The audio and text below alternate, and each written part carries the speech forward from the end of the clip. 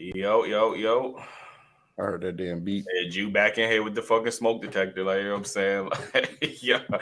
Nigga say, yeah, he about to have some smoke. That's why he got the smoke detector, nigga. Like, Yeah, man. Give me a studio to fucking do these lives at. Yeah, now we definitely need that studio, man. Yo, shout out to all the members, man. I see all the members in here, man, really fucking with us, man. Like, appreciate that. Y'all know that Umar part one of that Umar episode is out right now, exclusive for the members. So yeah, make sure y'all go join that membership, man. A lot of gems dropped in that episode, man. So need y'all to go and support us as much as possible. I know y'all fuck with us already, but you know what I mean, we need more support so we can take this to the next level, man. We already look where we at. We already got Umar. You know what I mean? The sky is only up from here, like, you get what I'm saying? So might get Jesus on the next episode. I mean, I DM'd him a couple of times, seeing responding and busy, like, you know what I mean? So man, it's crazy. Yo, what's that one episode? I said, yo, it's crazy because Jesus is alive. Y'all would say that nigga was sassy or some shit like that. Like, yeah. I think that was on the Chinese Kitty episode. Was it? Oh, yeah, it probably was. Like, you know what I'm saying? Yo, what's good, Mike? What up, Mike? So, what the fuck happened to you, nigga? Like, no, I just hit my hand on the fucking chair. Nigga sound like when I fucking tore my Achilles, nigga. Like, you know what I'm saying? Can I say a sentence without cursing, or is that's too much to ask for? When did I curse, bro? What the fuck? Why you always trying to group me in with you just did it again. What did I say? You said, when did I effing curse? Bro, you put words in my mouth. Ain't no way, bro. Ain't no way. Like, this is a new challenge. The first person to curse all stream gotta damn. It sounded good in my head. I don't even know what the challenge was. First person that curse gotta take a shot. Gotta take a shot. All right, that's like every curse you gotta take a shot. Every curse? Every curse. Well, nah. It's gonna get drunk. Word, like, you know what I'm saying? Hey man, it's better for the content, man. Whatever, shot. Yeah, what's good? Yo, man, make sure y'all join that membership, man. Y'all see that Umar episode is up. You know what I mean? A lot of gems in that mug. Oh, damn, I was about to a lot of gems in that mug, like, you know what I mean? So yeah, it's a good it's part one, it's 2 parts. It's a great episode, man. A lot of good topics we got to discuss. A lot of topics we didn't get discussed, but you know what I mean, we definitely gonna have to man. Tell more we need a part 2, man. Now remember, he told us to pull up to the school. He said we pull up to the school. You know what I mean? We got that part 2. So all right. It's crazy because I don't know, but we was supposed to pull up to the school to actually do the interview. The original one, yeah. The original one, but you know, technical difficulties happened on our end, like not on his end. But so yeah, he was in New York, so he blessed us, you know what I mean, with the interview and the exclusive John. So yeah, I see a lot of greens in the chat, man. I appreciate the greens, man. So before we get into, obviously, I know we fake a little late on this topic, you know what I mean? But shit, I mean, I ain't say it, like, you know what I'm saying? Oh yeah, I almost had it. But yeah, we a little late on this topic, but better late than never, man. I know it's a lot that we want to say about, you know, the whole situation. We're gonna drop the link to make sure y'all could call in, and we want to hear what y'all got to say about the situation. But real quick, how your day was, real quick, Ace? Tell the folks about your day. Man, my day was busy. Man, I was at work from 7. I didn't get home till 7. I mean, had to do a little cleaning up and shit. I mean, a little seasoning for. But is shit considered a curse? Is what? Yeah, that's a curse. 2 shots, my boy. That's not a curse, bro. Everybody listening, and we say per person. Put a 1 in the chat. Shit is a curse, bro. That's 3, but if they say 1, then you gotta take 3 shots. I bet. Hold on, yo, put a look. There's a 1 right there. We got 1 right there. That's, you know. What I mean? And Rashad keep it real all the time. We already know that. Yeah, Rashad ain't gonna cap. You know what I mean? You got Brandon, like he said, 1. Like, you know what I mean? Y'all being the coy, but all right. Bro, I almost said it. Like, you know what I'm saying? And I had to stop myself. How you gonna ask if that's a curse word? Like, you know what I mean? I ain't know ish was a curse, man. I thought. You know what I mean? Come on, bro. That's why they say sugar honey iced tea. I thought ish was just in the house. My kids couldn't say that word. I thought ish was just some ish. You know what I mean? All right. Yeah, yeah, go take them 3 shots. Like, you know what I'm saying? We trying to have a conversation without having to use curse words. So, all right, wait. This don't count. This don't count. I'm just clarifying for the rule's sake. Can we say niggas? Like, you know what I'm saying? Or nigga? I mean, that's not a curse, but I'm just making sure. Like, you know what I'm saying? Let's do that during the show. Let's do that during the show. And just so we clear, because niggas get mad on the show when women say some crazy stuff. So, and just so we clear, even if you clarify it, that's still a curse. That's no. We got to get clarity. It's like when I was clarifying, that's why I'm taking 3 shots right now because I was clarifying. You didn't say it. But you was also doubling down on it like it wasn't no penalties. You like, well, if I got to take this shot, I'm gonna say it as much as I want. Like, come on, boy. Come on. I mean, if you in trouble, like you know, like when you late, you like if I'm late, I might as well go get breakfast. Yeah, that's like when you playing ball and you want to take the ball back. Like, you know what I'm saying? Like, oh, we didn't clarify that. You got to clarify things like that. You know what I'm saying? Mm-hmm. So yeah, Ju. So how your day was, Ju? Regular, man. Just I was home all day until my kids got out. You know, did my my housely duties. I had to do my cooking. You know what I'm saying? Shout out to housewife shit. You know what I'm saying? Yeah, my fault. Take a shot. Jump. You get what I'm saying? You want to be Eli the Stallion? That's what you get.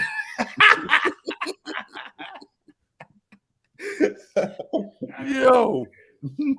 But like I was saying before I got rudely interrupted, you know what I'm saying? Cooked for my family, you know what I'm saying? Shout out to real men that can cook for their family as well, you know what I'm saying? Shout out to those brothers. And I did basketball practice and dance. And look, just so we clear, you know what I mean? I ain't gonna put no labels out here, but you know what I mean?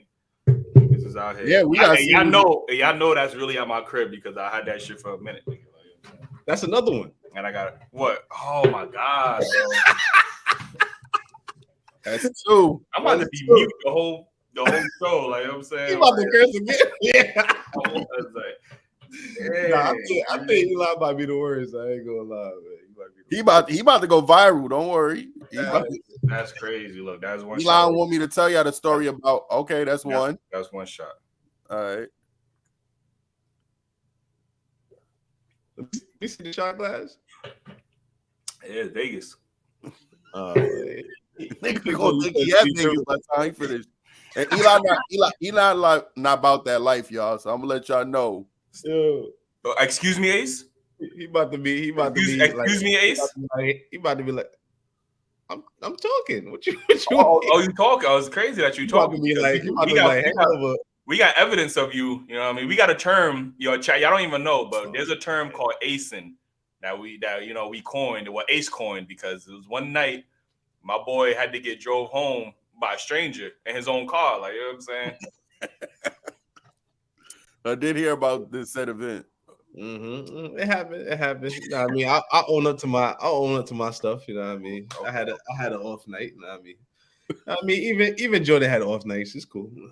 Yeah, but he had the bird flu. I mean, the flu game. Like, you know what I'm saying? Like the bird flu. Yeah, that's a new one. Like, you know what I'm saying? Somebody told me they got the bird. If somebody told me they got the bird flu Jordans, I'm gonna be like, nah, but that ain't it. This is my second shot right here. Like, but yo, the record gonna show that Ace always what you waiting for, my boy?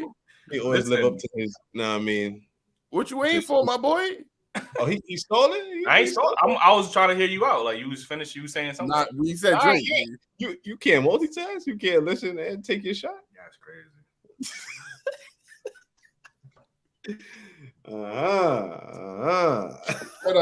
Shout out to the real ones. You know what I'm saying? Eli, how was your day, man? You about to say it was good? Water. Got to get rid of that taste, man. Stop playing. Man. My day was productive, man. Yesterday, I went to the doctor. He finally told me I could get out. You know what I mean? My boot. I'm second guessing everything in my head to make sure I'm not like cursing. He said you don't gotta wear the waist trainer no more. Stop it. Like, you know what I mean? I ain't gotta walk around the boot no more. So I ain't gotta hear no no bars. I was gonna say no bars from y'all. Like, you know what I'm saying? Like, man, I had a nice one too, man. So I went to the gym today. I mean, I'm back. I'm trying to make sure I get right, man. Yeah, there've been people in the comments talking about getting fat. I see it. You know what I mean? I'm definitely gaining some weight. You know what I mean? If there's one thing Eli look at when he looking over the shows is how his face looking. It be looking chubby. I ain't gonna hold you, pause. Like, you know what I mean? So I'm back motivated. I'm back in the gym. Like, you know what I mean? So hit the gym up today. So I mean, I feel good. I got energy. I feel like going back to the gym. I might go back to the gym after the live stream. I don't know, but you know what I mean? Eli about to be lit. Hopefully not. Like, you know what I mean? That ain't what y'all want. I promise y'all that. Like, you know what I mean? That's not what y'all want. That's what I said. I said, hey, what y'all want. Listen, obviously. Shout out to Azaria. Said they would call Jesus insecure. I wouldn't doubt it, honestly. I mean, the person also said they would call Jesus. They would say Jesus. What you mean the person? Put some respect on their name. I don't know if it's a Azaria. That's a girl, right? That's a girl. I don't know. That's why I said. Yeah. That's why I was. I don't know if it's a male or. Man, you don't even know what it is. Word. Spell it out. Like, pronounce it out. Like, you know what I mean? Stop acting like you got hooked on phonics or something. Like, I said, shout out to Azaria, and I was gonna say she said, but then I didn't know what it was. I mean, all right, let's not make this anymore. Yeah, I got me. Shout out to the support. Shout out to the stupid chat, man. Appreciate shout out to Azaria 23. Listen, man. Anyway, I do want to get right. Let us know in the chat what you are, Azaria. I do want to get into this topic. Obviously, yeah, I know y'all seen the Eboni K Williams interview. I'm gonna play it for the folks that didn't see the interview or the commentary on it. And play all of them. How many is there? I got a couple here, but how many is there in total? She is the initial video. Then she doubled down. I got that. The Breakfast Club and triple. You can't play Breakfast Club stuff anymore. Yeah, I'm not. I mean, I could play the audio probably, but yeah, I don't know. Probably the Breakfast Club one was kind of long. Pause. So let me get to the initial first the first video that kind of started all this controversy. So. Would you date a bus driver? Would you date if he owns the bus? If he owns it, if he owns the bus, that's a problem. That's a problem. Okay. Because the standards and requisites, and I'm not talking about him laying on his sofa playing video games all day. I'm not talking about that. But the standards and the criteria that we use to measure men is off for who we are as women and who they are in this society. I would date a bus driver if he loved driving the bus, if he was a man of integrity, if he was good to his mama, if he treated me well. Yeah, so we had that, and then obviously there was a lot of controversy with that. You know, she went and did the bus driver situation. So now this is her response to that interview. So I'm gonna play that one too. So out of the 50,000 plus comments posted on social, I only saw a handful that even considered the possibility of a bus owner being a more aspirational position and recognizing that I am actually speaking and pouring into the ascension of black men when I said what I said. But see, no, some of y'all were too busy naming and shaming me personally and black women in general as undesirable, gold diggers, and much worse. Now, I suspect that some of y'all are the same men that were bringing home C's and D's on your report cards, only to then be coddled by parents that said, well, that's okay, as long as you're doing your best. Well, listen, I love and believe in the excellence of black men. So no, my dear, C's and D's or any other form of mediocrity is not okay. No, I will not create a soft place for you or anybody that I love to fall comfortably into the bigotry of low expectations. So I'm going to say one more time, there's absolutely nothing wrong with driving a bus. My mother Gloria drove one for years. But could it be that black America has been sold a narrative of average, regular, and typical being good enough for us? Well, see, that's called white supremacy. And in this case, it takes the form of conditioning black Americans to happily accept being a permanent American underclass. But see, because I know the truth about black folk in America, no, average is not and will never be good enough for me. And the gag is, I don't think it's good enough for you either. Sound like huge disappointment. I ain't gonna hold you. Ace, what's your initial thoughts on this? I basically think that she's like, we always say women are hypergamous by nature. So obviously she got a good job. She on TV. She making a good amount of money. So I guess the men in her tax bracket would be what, above average, right?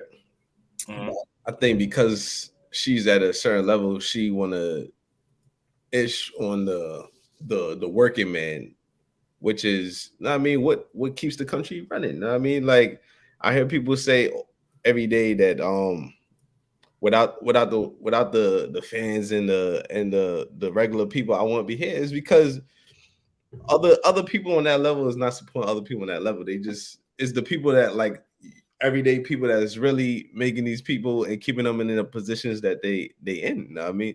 So I just think it's crazy that she was sitting and saying mediocrity. And this is what I always say when it come back to nobody want to be average at the end of the day. Yo, average people, you need average people for the world to work. If everybody's a boss, who's working? Man, I forgot who said that, but that's a bar. I think it's fat. If everybody's a boss, who's working? You know what I mean? So yeah, that's my initial thoughts. What about you, Joe?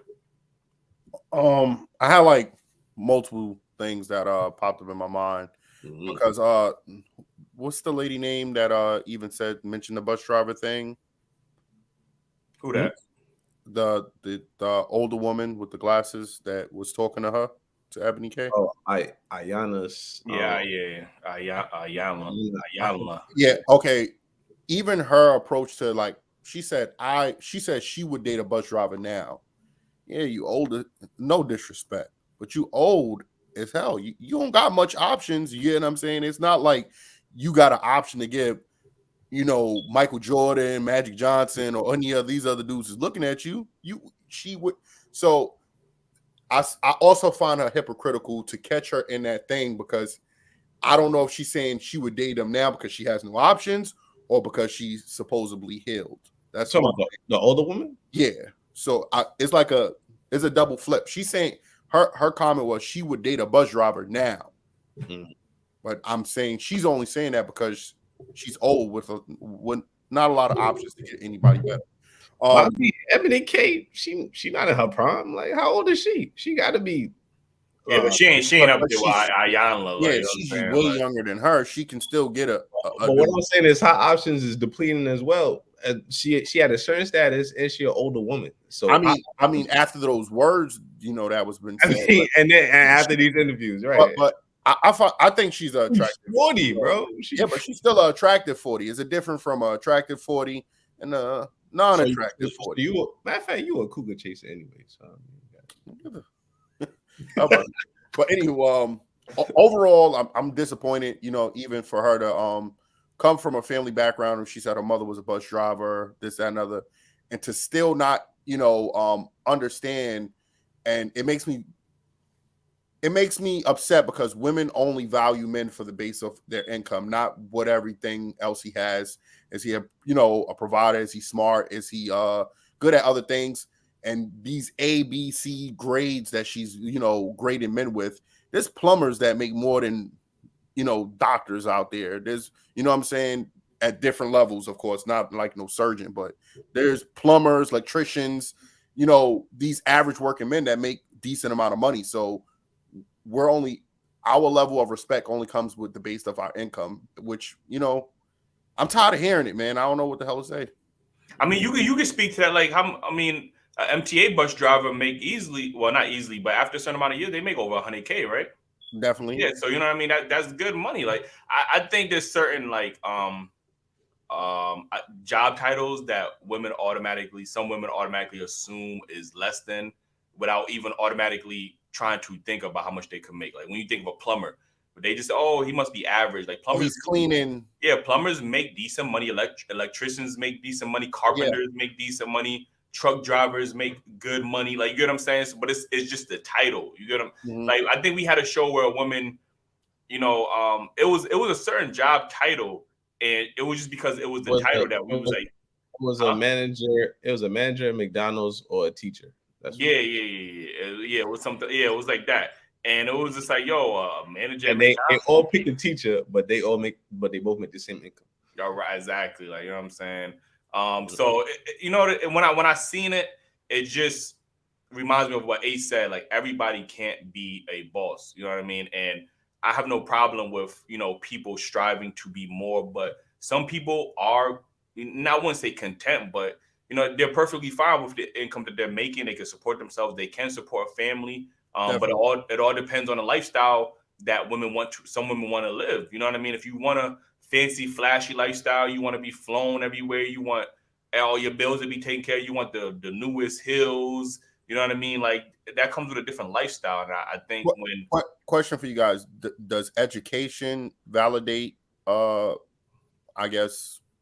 Type of person you are you less average if you have a greater degree? I think society will make you believe that because you don't have an education. That you talking about men or women though?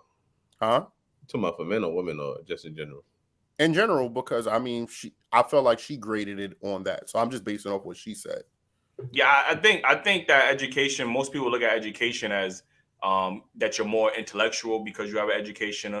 Education that you would make more money because you have an education, which is not always the case. I mean, we see people going to college, getting doctorates and masters and all these degrees and can't find work. You get what I'm saying? So the education don't necessarily equate to more money. I honestly equate to more like debt at this point. Like, you get what I'm saying? So I thought her wording was before you go on, let me answer Drew question. I think education only equates to respect when, like Eli said, you making money off that education. If you got an education and you still working at a regular job, that's how they're gonna treat you. You know I have a friend with a master's and he works at an airport.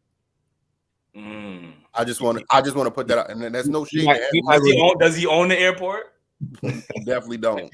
He not gonna get treated like he got the master's. He gonna get treated like an airport. He still got to follow the rules and regulation.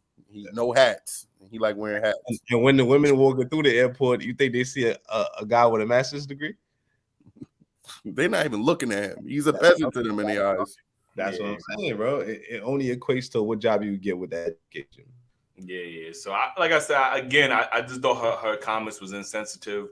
You know, we are ourselves. We are average working men, and it kind of honestly seems like women consistently keep trying to belittle the average working man, you know, disrespect the average working men, when these average working men are the ones that are building our societies. They're keeping the lights on for us. So, you know, they're doing their contribution is so much more significant than how women perceive it. You know what I mean? And do I think they deserve? I still think they deserve love. I still think they deserve respect.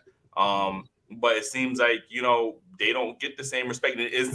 And her rhetoric, and the problem I have with her rhetoric is that the average woman will hear her rhetoric and think that, okay, well, because she said it, then I cannot settle for nobody average. You get what I'm saying? Like, average women are looking at average men and looking at them as below them. You know what I mean? She is of a certain status, you know, financial status and social economic status, where maybe she can look at the higher echelon of men. Not saying they would necessarily want her, but she has that leverage. But now there are average women looking at her rhetoric and being like, well, if she said that I don't got to, you know, a bus driver is below me, then, you know what I mean? Then obviously that's where it becomes a little bit disingenuous. You get what I'm saying? So it is. I do want to play one more clip. I know we got some people in the back.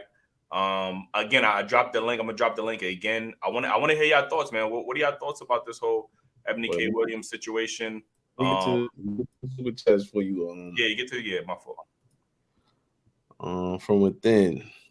Stuff from within. He said, y'all mad disrespectful to Joe Kitchen and Murray for streaming while their greatness is on right now. LOL. Got y'all side screen though while the game is muted. Appreciate you, man. Appreciate you. Multitasking. Let me know if Jamal dropped 50. Azaria said, laugh my ass off. Yo, y'all are funny as Yeah, I'm a dude, truck driver. I was saying things modern women would say if Jesus was here. Oh no, we got that part. Yeah, we got that. Am I pronouncing it right? Azaria, man, that's a very unique name, man. Shout out to you. Appreciate you. Memes over outrage said not long ago a man was valued for his morals and work ethic. Now it's disturbingly superficial how we value men. What do you think was the cause / created the shift on what society deems as valuable? Feminism. Yeah. Women. Yeah, feminism. Workforce. Social media, obviously, because you have Simping.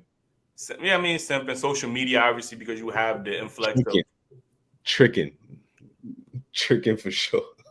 I mean, I guess. So, I just want to let the chat know real quick that we are having a little, challenge right now. So if y'all hear one of us curse, let us know in the comments because we might not be paying attention. Like Eli. Two in the conversation. Stop it. You have more shots than me. You actually right now leading the league right now. First of all, I said the same thing on purpose after the first time, so that you did it by mistake. You did it by mistake. Right. Azaria said, "This is first world entitlement complaints. God forbid a depression or a natural disaster hit. Strong and independent goes out the window." That's a whole fact, man. Yo, he spit.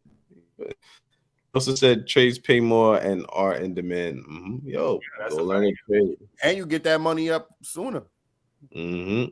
Memes of outrage. Huge contradiction between people who acknowledge the flaws of the education system, but also use a child's success in the flawed education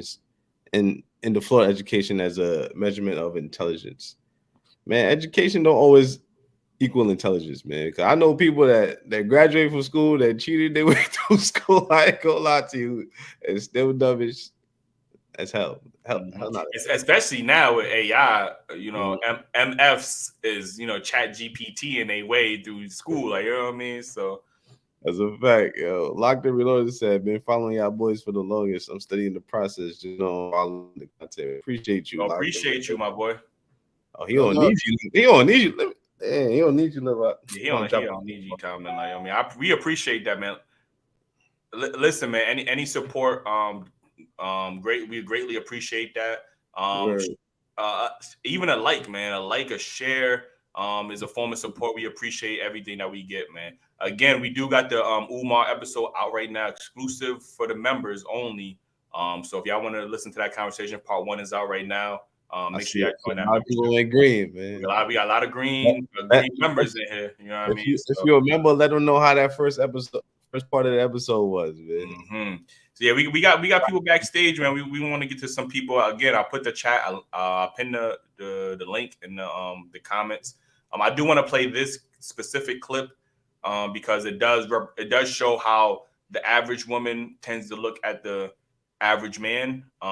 It's about 2 minutes long. We're gonna play it and then we're gonna get right back. We're gonna take some calls. He has a 9 to 5, but he barely make $1,000 a week. That's nothing. $1,000 a week is a lot of money. That's $4,000 a month. After taxes is $800. That's not a broke nigga. Well, you say you can't deal with a guy that got a job? Yeah, so I can't take nobody that got a job either. That's why I said I don't want nobody with a job because if we want to go to Jamaica to see your girl's family, and you can't because you got to go. But you can't tell them like, oh, I gotta go to Jamaica tomorrow. True. Like you gotta have to. No, but when it so you could just leave your job. I mean, anytime. Like you told us we had to push the time back because you didn't get off work till a certain time. Like that already is like a hassle. Okay. No, but that's a red flag. For me, no, it's not a red flag. But for me personally, because I know when a lot of people say, "Oh, I can't date a man with a job," a lot of people on the internet take it to offense. But me, Destiny, cannot date a man with a job. One, because I'm very spontaneous. So I feel like it depends with the 9 to 5. Everything. Like if you 9 to 5 at Burger King or something, hell no. But if you 9 to 5 at my favorite JP Morgan or something, hell yeah. Because I know that Friday check about to have multiple. That little bank shit, that's a fraud. I might as well get a fraud. I don't know. You work in the bank too, shit, technically. Like, I don't know. So if you work at the bank? No, I don't want you. Let's say the that work in the bank sell f***ing drugs. Like, I'm with it. Would you date a scammer or 9 to 5? A scammer. Ooh. Why a scammer? 9 to 5? No, we don't do that. We don't do that, no. the scammers like to, you know what I'm saying, like to take care of. I ain't never had no scammer now. For real though. I just want somebody like at this point in my life, somebody that want to do nice shit for me. Scammers love nice shit. Add value. Exactly. Yeah. Scammers love nice shit. That's one thing about it. And I like nice shit. So what if I was a regular 9 to 5? I'm good. What you mean? Why am I dealing with a regular 9 to 5? What's wrong with somebody working 9 to 5? It's not for me, love. The 9 to 5 guy or a perkhead drug dealer with money? Perkhead. A perkhead drug dealer with money. Perk drug dealer with money. I'm with the perkhead with the money. A drug dealer. I like drug dealers. How bad is the perk addiction? It's funny, but it's sad at the same time. But again, when you hear that's funny at all. When that is funny, the perk. Come on, but the boys on perks. You still choose like that's crazy. But again, when you see the Eboni K. Williams of the world, and you have these women who are belittling and disrespecting the average working men. Now it's a ripple effect. Now the average woman is looking at the average man like, okay, well, now I don't want to deal with that. We also had it was brought to my attention by Ace not too long ago. We had a woman who said she couldn't date a man that had a 9 to 5 or couldn't date a McDonald's working man because the lifestyle, like she lived this lifestyle. You get what I'm saying? So, it's unfortunate. And obviously on our end, we are the blue collar working men. We respect all the men out there that are, busting their butts to, provide for their family and provide for themselves and stuff like that. So it's just unfortunate that society looks at men. I got a quick question too. Yeah. You what you saying? Do you think it would have been a difference if she would have said for her and like clarify that? What you mean, the McDonald's situation? No. When she said the bus driver, she wouldn't date a bus driver. If she clarified that and said it wasn't for her, and let average women knowing that that's what she thinks and feels because of her budget, would it make a difference?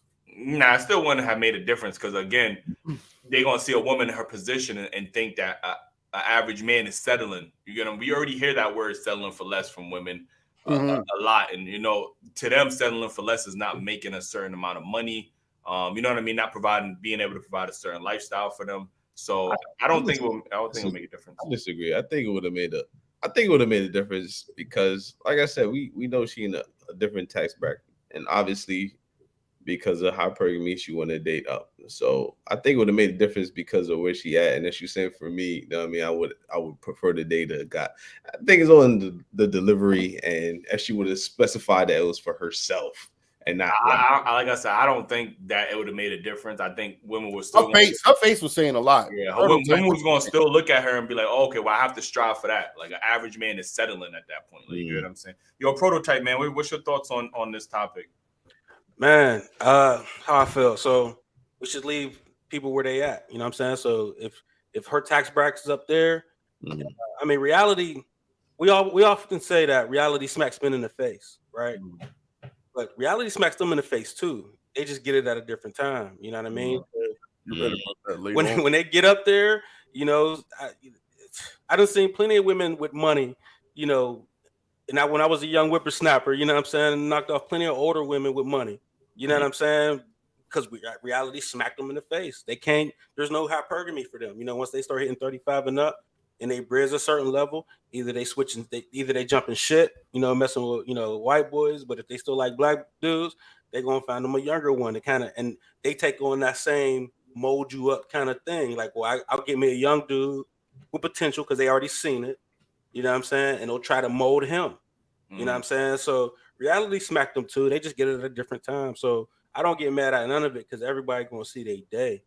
And even for the last clip you just played, you know what I'm saying? Like a bunch of hood rats, like, you know what I'm saying? So you lead them where they at, you know what I'm saying? So like, if you a regular dude, you don't want them anyway, because she ain't gonna do nothing but bring you strife, trouble anyway. You know what I'm saying? Go ahead and find you a nice little female from a full figured home, or you know what I'm saying, who got a decent little upbringing. But I mean, them chicks wasn't it, so it was. But do you think the average woman is looking at the average man and looking at them as settling for less?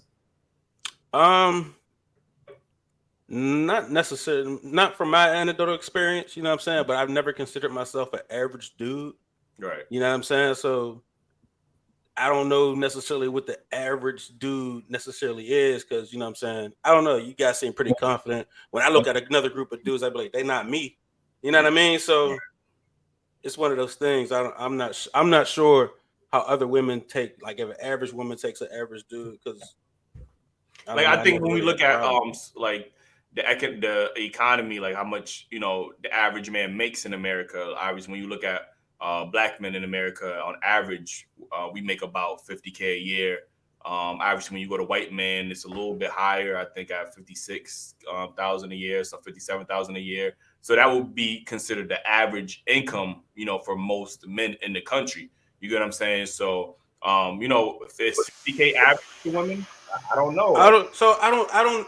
Here's the thing, right? It's you got to have some gift of gab, right? Some charisma about you. You know what I'm saying? So if you are a $50,000 dude, have some game, and you know what I'm saying, you can easily make her believe that you're going to be something more than what you are. You know, and you probably are going to be more than what you are.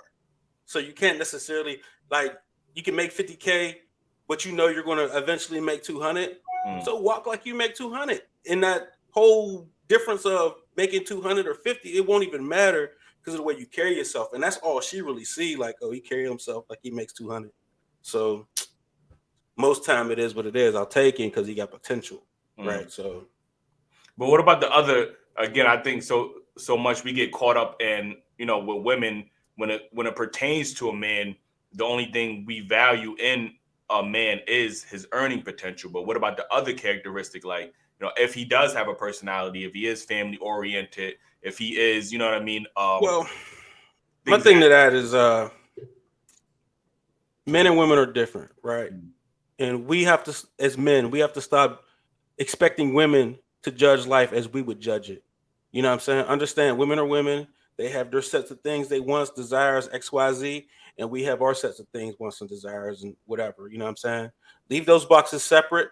Understand that you have to be this for a woman and she has to be this for you. And you have to be the one to make it an equal trade-off. You know what I'm saying? I always say, don't buy a pickup truck if you ain't gonna haul nothing. You know what I'm saying? So get the car you need, you know what I'm saying, for your life. You know what I'm saying? So I don't get mad at women for judging it, how they judge it. You know what I'm saying? I understand their wants and needs. And I just let it be. And if I'm the answer, I'm the answer. And there's plenty more. Like, I don't think any of them are really special. You know what I'm saying? So it just is what it is. Right. Actually, listening to both of y'all both made great points. Is one thing that even just flipped in my head, because we always women base their rating system if we're average or we're successful based off our income. And Eli, your point was, when you defined the average man, it was based on his income too, which I don't think that overall I can say I'm an average dude. There's other great qualities about me, but if I'm looking at my finances, I would say I'm just about average, above average, but you know what I'm saying, in the average category. But it got to be something else where we, we could define it better without just, placing our finances to judge, what kind of man we are. Right. Yeah. You got to think about it. Women will sleep with a dude and have his baby because he got nice hair. You know what I'm saying? Like, we just got to stop judging it and stop expecting them to judge us like we judge them, or making decisions like we judge them. You know what I'm saying? Like, we complain too much about what they do. You know what I'm saying? Like, oh, a woman put me on child support or something like that. We can't complain about that. We know that's what they do. So we got to do what's best for us. Understand them and do what's best for us. Right. I agree with you, but it got to be some penalties or some ramifications. There's women putting men on child support that never even had sex with them. He can fight it, and if he has a problem with child support and it is his, get custody of your kid. No, I that shit ain't easy. And I did it. And you can't, if you miss the court date and your name is on the what's the name, if you never was sent the information to proper home, business. I mean, I hear you, but handle your business. business. That's millions of men that just, it's a dude who was just that never had sex with this woman and don't know her from a hole in the wall. She chose his name. Yeah, he got cleared, But why should a man have to go through that because a woman said something? Life ain't fair. Why we keep thinking it is? But you wanted to be fair on the other side. Nah, I understand. I understand the game, and the game is just that. You know what I'm saying? So I don't know, you man. play it accordingly. Yeah. I get what both of y'all saying though, but like again, I can't fault women because obviously as men we we judge women on a certain scale, whether it's obviously beauty, fertility, feminine. We have a certain scale that we judge women on. So obviously women are going to judge men on productivity, resources, things of that nature. But again, I don't like the belittling, the feeling like the superiority complex, the disrespect that comes with the average hardworking man. Those men still deserve respect. They still deserve love. They still, you know what I mean? All of those things they still deserve. Just because they're not making the 10% of income, like that don't mean they don't deserve any less from women. Like, you know what I mean? The thing that's really unfair to me is I hear black women ask for grace all the time, I mean, because how they was raised by their mom and the followers in there, and that's why they're so masculine and all this kind of thing. But black men literally live in a society where the government is literally setting them up to fail. And we don't get no grace for not being the top earning race in the fucking America. Oh shit, man! For being the top race in America. You know what I mean, I'm gonna take my shot. Let me finish my point. But we don't get no grace for that. You know what I mean? When we come to women, it's either you balling or you not. It's not, you black, you had to go through this. You had to work 10 times as hard to get this opportunity. There's none of that, bro. We don't get no grace, but we supposed to give you grace because you masculine. And I mean, I wouldn't say give him grace. No, I'm not saying you. I'm just saying in general. In general, I wouldn't say give him grace. The only thing that changed was that women got the opportunity to make just as much money as a man.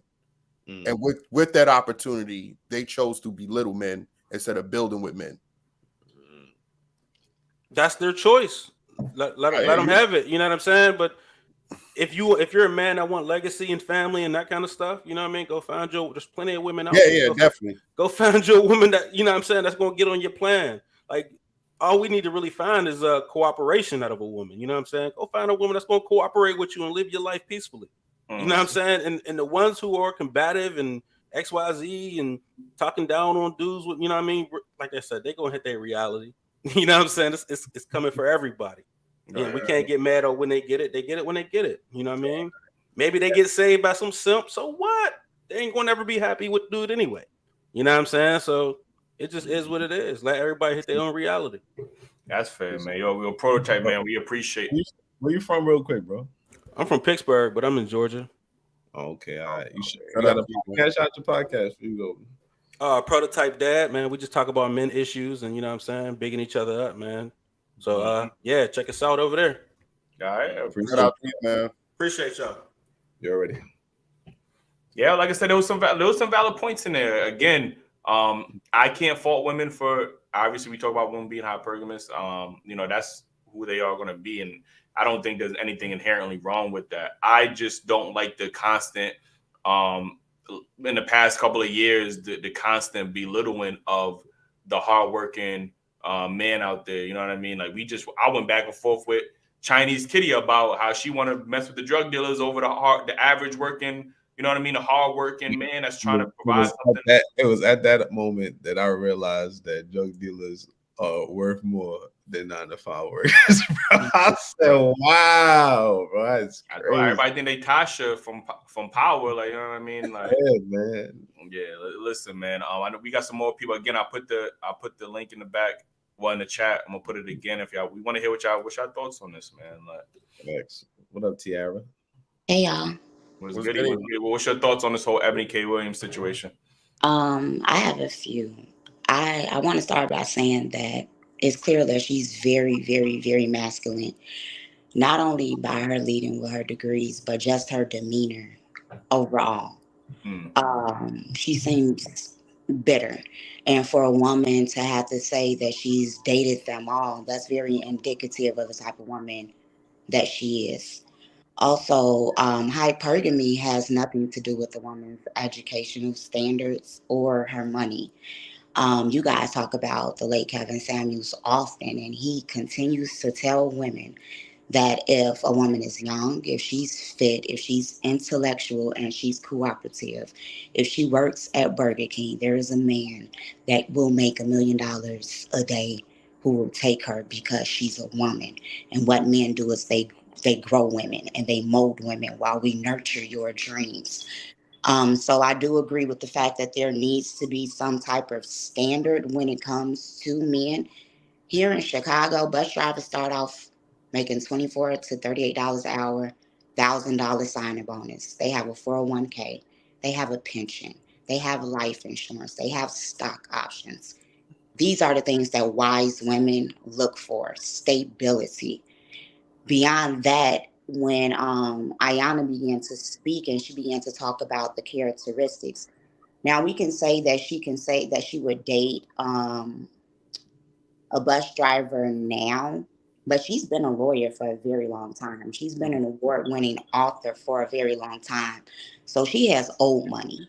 And truth be told, the men that are between her age group and the Eboni age group will shoot for both of them because Ebony's not a young spring chicken at all. She's at least 45. And so it just 45. I thought she was like 39 or something like that. I don't know. I'm about to be 30. She's 39. She looks older than me, so I don't know. But I'm about to be 37, so I thought she was in her late 40s, but maybe I'm just judging her based off of how the women in my family look, or maybe it could be her demeanor that ages her. She's attractive, but she has a very hard demeanor. Definitely. Understand and she's even admitted that on that same interview with Iyanla, like that she was operating in her masculine energy, and that kind of did scare men off away from her, like, you know what I mean? But she was saying it in an embracing way, like she was happy to be that type of woman. Like that's what I got from it. It wasn't like she was trying to find a man or be happy or even work on it. It just sounded like she was crowned and happy to wear that crown. I mean, sometimes you don't have a choice but to wear the crown that you've been given. Like all you're doing is champion your hurt and champion your trauma because you're stuck there. All of us have thought our shit didn't stink at one point or another. And like the gentleman before me stated, you hit a wall one day, and she's hit her wall, whether she wants to admit it or not. And it's just puzzling for her to be. I feel like if you are after 25, it's something that you should never do. After 30, you should definitely be done. 35, you still spitting the same message. You're a piss poor excuse for an example of a woman. No matter how much money you make, no matter how many degrees you accumulate, if you are still out here championing certain things to the younger generation, then you just don't really need to talk because they should be learning from us. They should be growing from us. And if you are a woman that's still hard and you are still in your masculinity, the last thing you need to do is call a black man who's going to continue to have a job after you because he's a necessity is to be tearing him down, because at the end of the day, y'all are our infrastructure. And the competition that's between the black man and the black woman is just kind of puzzling to me. Right. Yeah. I mean, you definitely made some valid points, and again, it is the blue collar men that do keep this society running, and able for everybody to operate and enjoy their lives. And it's just unfortunate that the women are looking at them as less than, or they don't deserve as much respect, or whatever the case may be. And this is not even just only exclusively from the women that are educated and have a certain amount of income. You are looking at women across the board who view the average working man mainly as settling, as beneath them, as somebody to not respect. You know what I mean? So that's the part that I find a bit, you get what I'm saying, a bit troubling. Like, you know what I mean, when I listen to her speak. But it's delusion, because a lot of these women, it's a lot of millionaires in Chicago. Like it's a lot of them. A lot of these women have not even stepped outside of the four corners of their neighborhood to go to the upper echelon parts of their own cities. So a lot of this talk that you guys hear is literally just the internet. That's all that it is. They are not even intellectual enough to attract the type of men that they are talking about attracting. And then these females who are out here talking about they'll rather date a drug dealer. Listen, I'm from the west side of Chicago. The only females that talk like that are the females who have never had to get down gritty before, are the females who don't know what gunshots feel like, are the females who ain't gonna bust back and do nothing. That's not a life that you begin to glorify. That's something that you flee away from. And they just so caught up on money and they don't even know how to manage their own pocket. So it's delusion. It's smoke and mirrors. These females not pulling nobody in nothing. Trust me. Right. And then Ebony had like she was engaged. She was engaged, right? To like she had like a white man. Yeah. A white man. And that's another thing too. Women will often say they need a certain caliber of man can make them feminine or make them submit. And you know, she had the opportunity of having a man who did make more than her, I believe. And she still operated in her masculine, like, you know what I mean? Which is why he left her, like, you know what I mean? So, you know, all this talk about, oh, I got to meet the right person. I think that's cap. That's women use that to bait you in, you know what I mean? Or try to make you feel guilty. I think when you develop so much masculine traits, it's hard to just turn that off. Like, no man is just going to come make you feminine or, oh, because he's so much of an alpha that I'm like, no, you're going to want to compete with him because that's all you know. You know what I mean? Well, they tend to listen to the dudes that's beating their ass, so I guess that's what they're looking for. Oh my gosh, man! Like, I do want clarity. This is just clarity's sake. You know, this don't count towards any shots or nothing. Wait, what?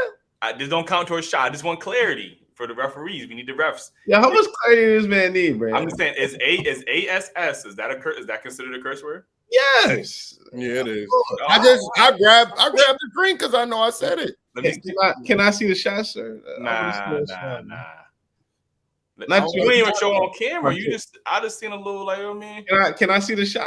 I'm gonna get a shot glass. I was gonna pour it in my water bottle. How do I prove it? If I take a shot out of the bottle, I'm good. Nah. You could just put that. Now you can stop the flow and act like you take it. So let me get you're right. Yeah. Pour it in the water bottle. Let's see it. Yo, Terry, we appreciate you, man. Always with the facts, always spitting, man. We appreciate you. Yo, shout out to her, man. She always been supporting us, man, for sure, man. Like, and she was over there spitting some facts, man, for real. Shout out to Chicago. Yeah, shout out to Chicago, man. Like I said, I dropped the link in the comments again. We got 215 people in here. Take like 2 seconds, hit that like button, share this out to somebody I think would enjoy this conversation. We want to hear from y'all, man. So I got the link in the chat. I want to hear y'all thoughts on this whole Eboni K situation, the average hardworking man. We got that Umar episode we dropped today, exclusive for our members, man. Y'all gonna want to make sure y'all tune in for that, join the membership for that. We got a lot of greens today. I seen a lot of greens. Shout out to everybody that joined the membership. But yeah, make sure y'all join the membership to get that interview, man. We still got an episode dropping this Friday, a regular episode dropping this Friday. So yeah. So let me play this. I'm gonna play the clip again in case for people that just joined. I'm gonna play the Eboni K clips, her response to the clips. And then we got some callers in the back. We're gonna take some more callers, man. Would you date a bus driver? Would you date if he owns the bus? If he owns it. If he owns the bus, that's a problem. That's a problem. Okay. Because the standards and requisites, and I'm not talking about him laying on his sofa playing video games all day. I'm not talking about that. But the standards and the criteria that we use to measure men is off for who we are as women and who they are in this society. I would date a bus driver if he loved driving the bus, if he was a man of integrity, if he was good to his mama, if he treated me well. Yo, June, you said that she said I would date a bus driver now. I ain't hear that. She did. She ain't say that. What she said? Said I would date a bus driver. That's what she said. Yeah, but I think what Drew was trying to say is that she had that rhetoric when she was a little younger. She been checking women though. This not like her first. And she also been shitting on men at one point too. I ain't see those. Yeah, I don't know about that one. Yeah, I'm like, yeah. I ain't see those, man. Yeah. Yo, that was a little light, my boy. My boy put green tea in. Ain't no way. And like, my boy put Arizona green tea. No, he talking about the color. He talking about the color of our boy. Mm-hmm. Okay. All right. You got that Jamaican rum? That's what that is. Yo, he over here dying. I told y'all that he not about that life, man. I tried to tell you. Look at him. Look at him. Yo, Zerio, what's good, man? Am I pronouncing that right? Nah. Well, I'm gonna roll with that. What you said? How you pronounce it? How you pronounce it? Is Azariah, but I like how y'all said that. Y'all that sounds better, man. Azariah is much better. Azariah. I need one of them shots, man. Yo, where you pass at? Hey, I'm driving the truck. Man, I'm gonna pull over just to take a shot, man. I'm gonna have a truck on 2 wheels by the end of the night. Exactly. Oh my god, this guy, like, I ain't trying to see no reports. You know what I mean? Like, that's not the viral content we're looking for. I'm gonna blame it on the crew. Exactly. That's what you're saying. Y'all seen it right here. We told him to be responsible. Mario said, "Don't do it. Don't do it." Chucky Nation, baby. Hey, man, shout out to y'all, man, for the platform. And I secretly, I know the secret why y'all taking them shots, man, because this is a mind screw which y'all be having to go through, man. I don't know how y'all do it, man. First thing I want to say is we are better together, men and women, and I unfortunately I think we're more mature to know that. And that's the frustrating part, because we was always told women are more mature than us. But as this culture had developed, I'm not seeing that. Now, the shorty that just got off, she don't know I'm about to propose to her. I like her. She different. Yeah, she in Chicago. Like, I mean, pull up on her. That's the scary part. I'll be scared of Chicago, man. They crazy up there, man. But yo, we way better together, and unfortunately I even like homie that was on before, you know, but we don't have time to wait. Like KS said, I don't agree with everything he said, but I was there throughout the whole development. Not the whole development, but since he came to the internet, Kevin Samuels, because he was getting on the men first, and he was giving us advice about fragrances and sunglasses. I was with him because I was on a journey of like development, trying to get better as a man, and that never ends.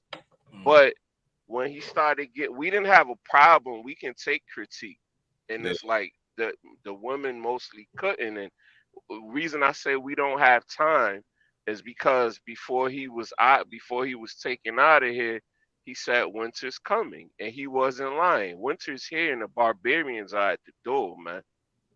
So, like, all this goofy can I curse? Because I ain't got to take shots. We don't need you taking no shots, my boy. I'm trying to get you from point A to point B safely. Hey, exactly. See, I'm moving food and home and stuff to build homes. Like, so for Shorty to say all that, like, everything except for maybe the clothes, that camera, the phone, the microphone, the desk she at, was most likely built by men and what she would call average men. So it's easy to wait till society is built up to stand on men's shoulders and say, fuck y'all. You know what I mean?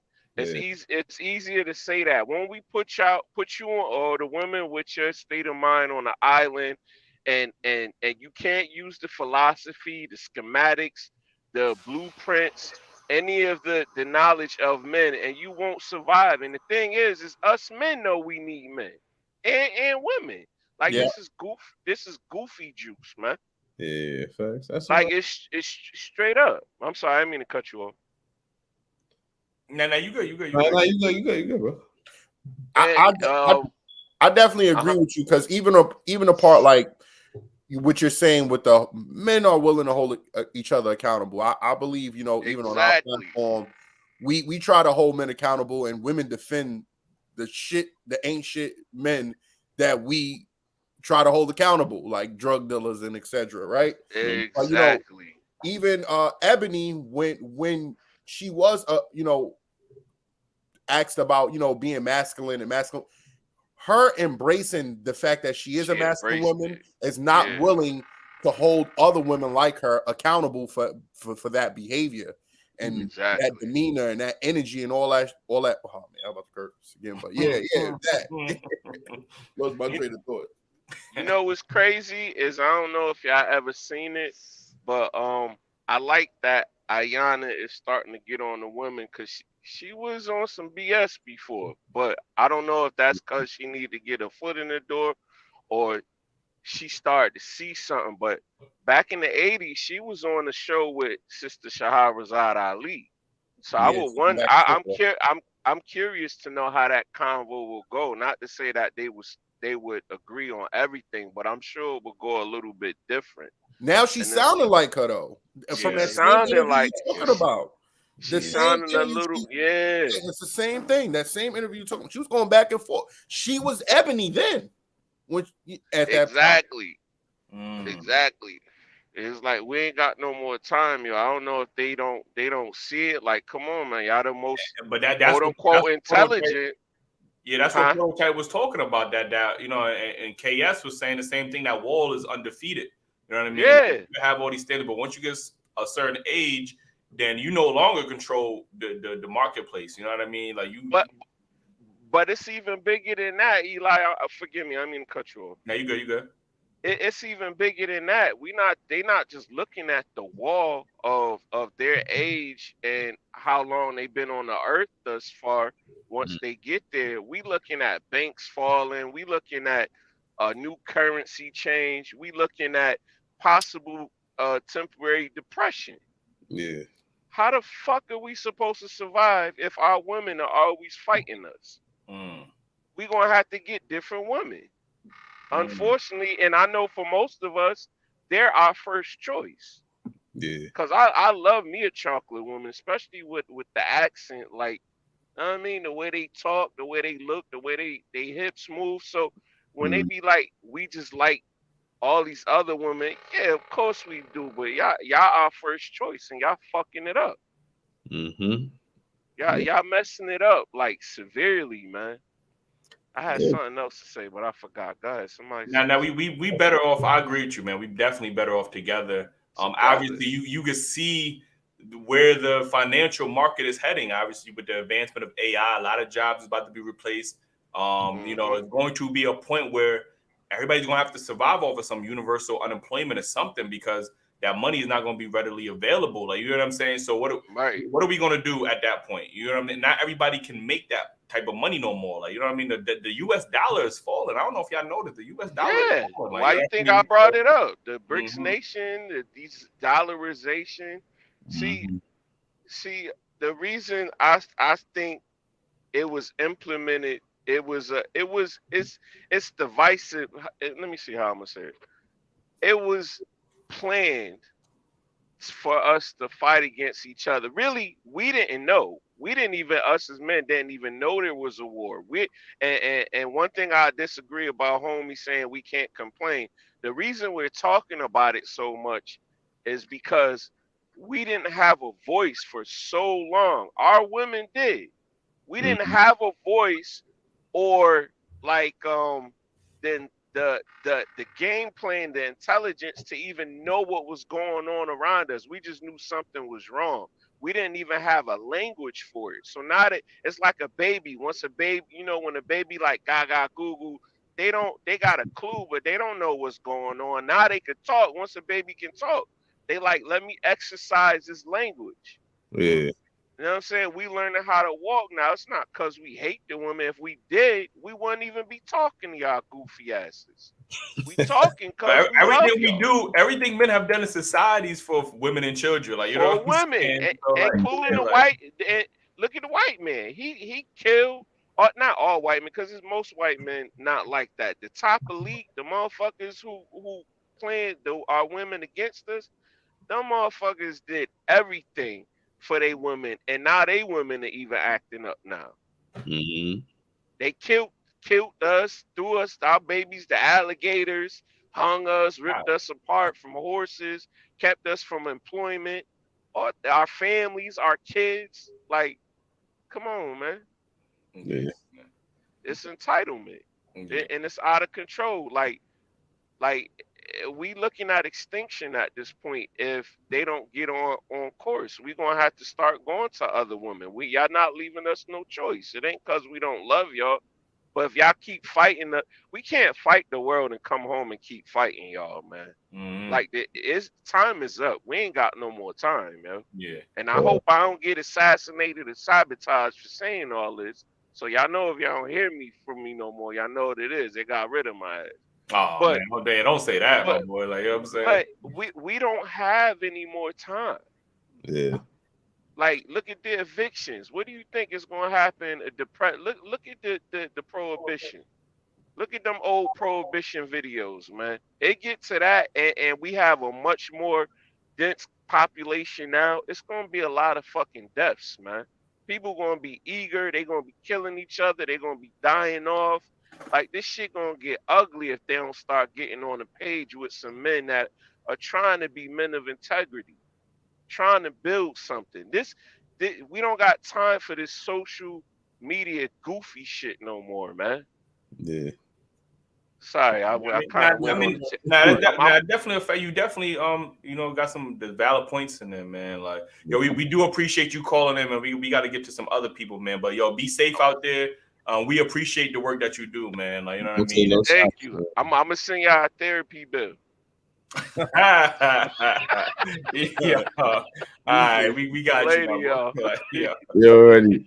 Yo, but she also mentioned how she wasn't she didn't feel like she was protected with the men that she was with. But for her to be engaged with a white man, what did he do to make her feel protected? You get what I'm saying? Was it finances? Are we just like women are just saying finances is every other day it got a new requirement for dating or to be somebody's to be their man or whatever, and it's always something outrageous. Like, you can't even be a bus driver. Yo, bus drivers. I never looked at bus driver as like a mediocre job. I thought once you get into the MTA, that's like you get into the MTA, you gotta take a test and wait for like 5 years to get into the MTA. How can I protect a woman that's a man?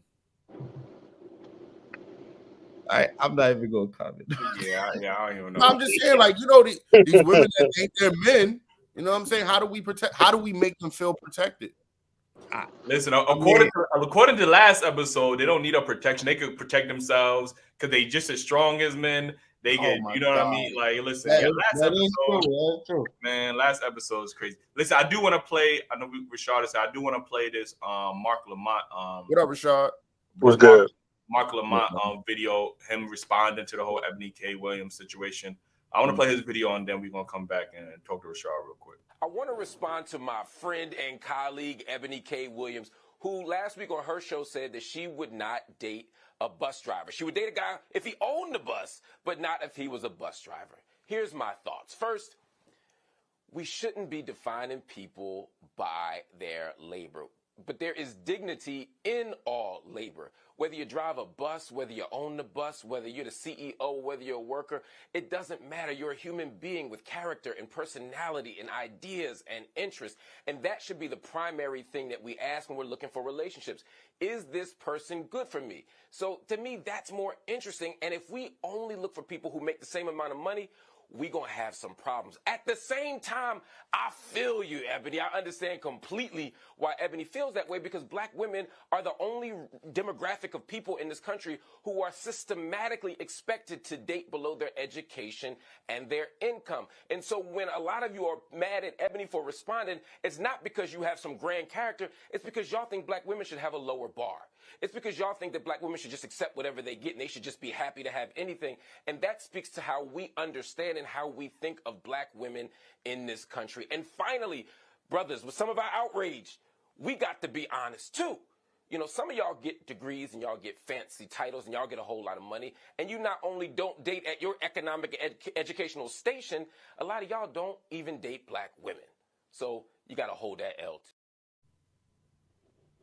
Rashad, what's your thoughts, man? I see you shaking your head. What's your thoughts on that? Yo, that dude crazy. You could say that about both sexes. When they get a lot of money, they start dating out their race, bro. Serena Williams, she got a white man out here. Nobody attacking her at all, which is cool because she can do whatever she want. You feel me? Whatever floats your boat. But nah, that's crazy. First off, I think that black people, as a black man, I think we get judged way more in society, and we have to bring a lot more to the table because it seems like we find an uphill battle. And I ain't really trying to get on no spiel about racism and white supremacy and all that.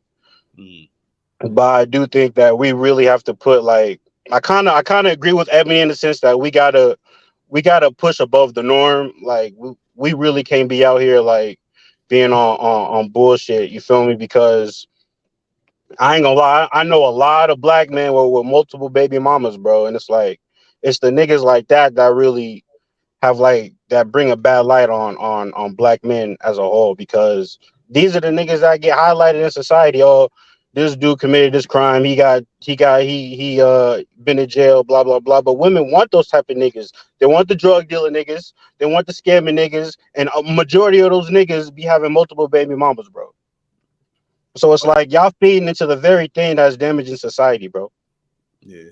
So they want the upper echelon, and they want the dude with the access to fast cash. Whether it's no stability, like Tiara said earlier, they're avoiding stability for the fast access to cash. That's why it's like, to me, and sometimes, you know, me and Eli get slighted for saying it's borderline prostitution when you valuing money and offering sex at the same time. Yeah, do y'all think y'all grandmamas or great grandmamas will have this type of rhetoric, bro? Like, let's be honest. Like, I knew my grandmama. A lot of our grandfathers was average working. They worked at the factory. They all worked at the factories. They all had average jobs. You get what I'm saying? And they was able to still provide for their family and things of that nature. And they didn't have any less respect from their women. Their women didn't belittle them for working at a factory. Like, you know what I mean? Try to tell somebody you working at an Amazon factory, or tell a woman you working at she gonna look at you like, yo, what? Like, you know what I'm saying? Like, nah, like, you know. So. And I'm not suggesting that women should date men that's not doing nothing with themselves, or a man that's not going to be able to have a stable home or food for them to live with. You get what I'm saying? We're not saying none of that. But the average working man who has a job that can, you know, support the family, I don't see nothing wrong with him. But they stay defending the bum dudes. I don't understand it, bro. It's backwards. And he in the video saying black women is the only demographic that's expected to date under their education. We not even. Eli pulled up the stats last week. We're not even at the bottom of the totem pole. Like, so how are they and they under us? So how are they expected to date under their level? I don't understand that shit, bro. I think is they got it misconstrued. Like they aiming for a level that they not at. That's what it is, bro. You aiming way up here, and you here with me, and I'm right here. But you looking past me to aim up here. That's too close for comfort for them for some reason. I guess so, man. But we'll be more successful with all our money put together. You know what I'm saying? Like we got a lot of money in this community, bro. We just don't put it in the right place, man. Mm-hmm. And I think even with that. Wait. Shout out to that Uma episode now, man. We touched on that real quick. Now we'll continue. Yeah, we definitely touched about that. Yo, me and Jew, we went back and forth with Umar, man. There's a couple of things that we ain't really fully agree with him. Like, you know, it wasn't no why Umar situation, but it almost could have been. It almost could have been. Like, you know what I'm saying? But now just going back to the Ebony thing, and women like her, yeah, your education is cool, your money is cool, maybe, but again, those men that you want don't value those type of things. So what are you bringing as far as to a relationship or to a man's life that he would value? You know, he's not going to value masculinity. You know what I mean? He ain't going to value you always trying to, you get him. And I think that's what men are saying. Like, okay, it's cool for you to have those standards. I have no issue with that. But are you willing to compromise for the type of man that you said that you want? You know what I mean? Because he's not bending for you. You got to bend for him. You know what I mean? So and a lot of those women don't feel like they should have to bend, or a man can, lead them or whatever the case is. You know what I mean? So again, that rhetoric kind of gets lost in there. We're not trying to say that Black women should settle, but we are saying, like, listen, we do need y'all to be a bit more realistic. Not everybody can get that high value man. Like, not every woman is entitled. It don't matter what ethnic group you in. Not every woman is just automatically entitled to a certain caliber of man. You have to work for that man. Like, and I think that's what we're trying to say. You know what I mean? It was a stat that Omar brought up on the episode. 1 in 4 Black women get married in a lifetime, and I'm beginning to see that that's not all Black men's fault. They said 1 in 4 Black women get married. Mm-hmm. Word. That might be their own doing, man. From what I'm seeing now, that might be their own doing. I ain't gonna lie to you. I think they're more comfortable with the government assistance because I was just about to say that. Government assistance is not going to up and leave them. They don't have to live up to a standard for government assistance. You get what I'm saying? All they got to do is just avoid being in a relationship with a man, and government assistance is going to be there for them. So it's always, it's a slippery slope, but it's sad. Baby daddy. It's sad. They feel more protected by government assistance that they can from us, and I think that's the reason why us men, especially Black men, feel away sometimes, because it's like we're trying to show you that we're here. We're trying to show you that we're not the men of our history. We're not our fathers. We're not our uncles. These lazy dudes. It's a lot of men stepping up. Black fathers are the most involved with their children nowadays out of any other group. I'm tired of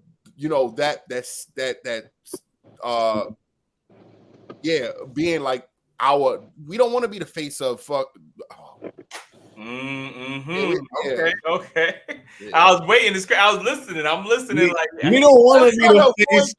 You don't want to be the face of F boys, like Jim said, man. Especially when we making strides to do better in our community, man. I was trying to not curse. Look.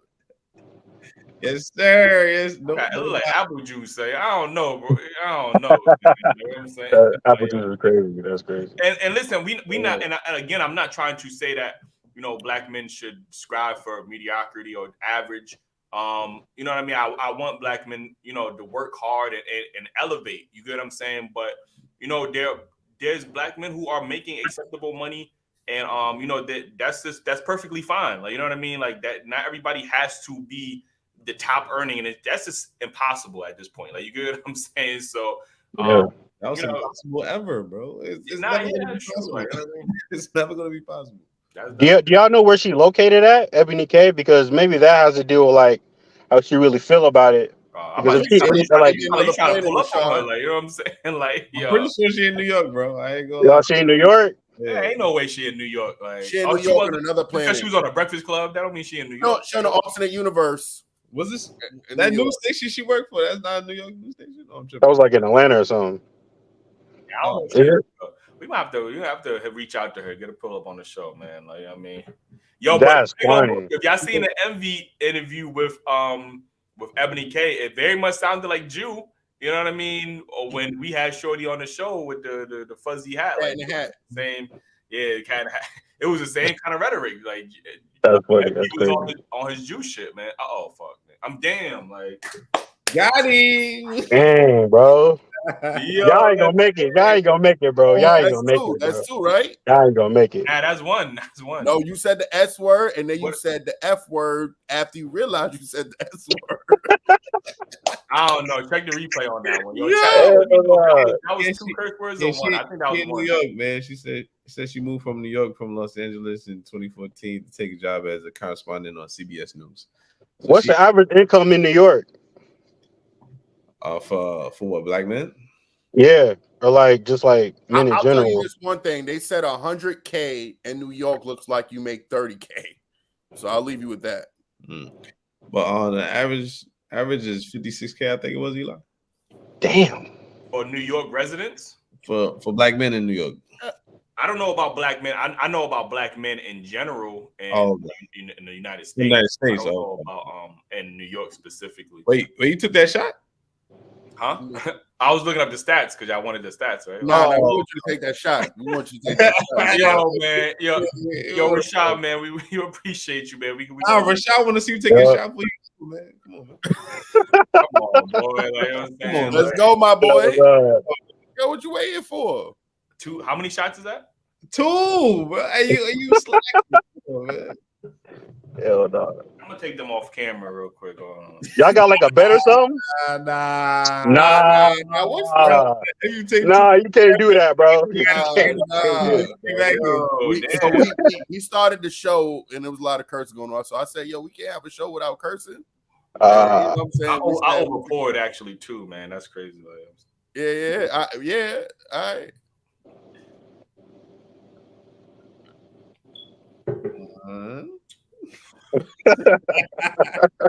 And this is that real coin, not that apple juice. That juice.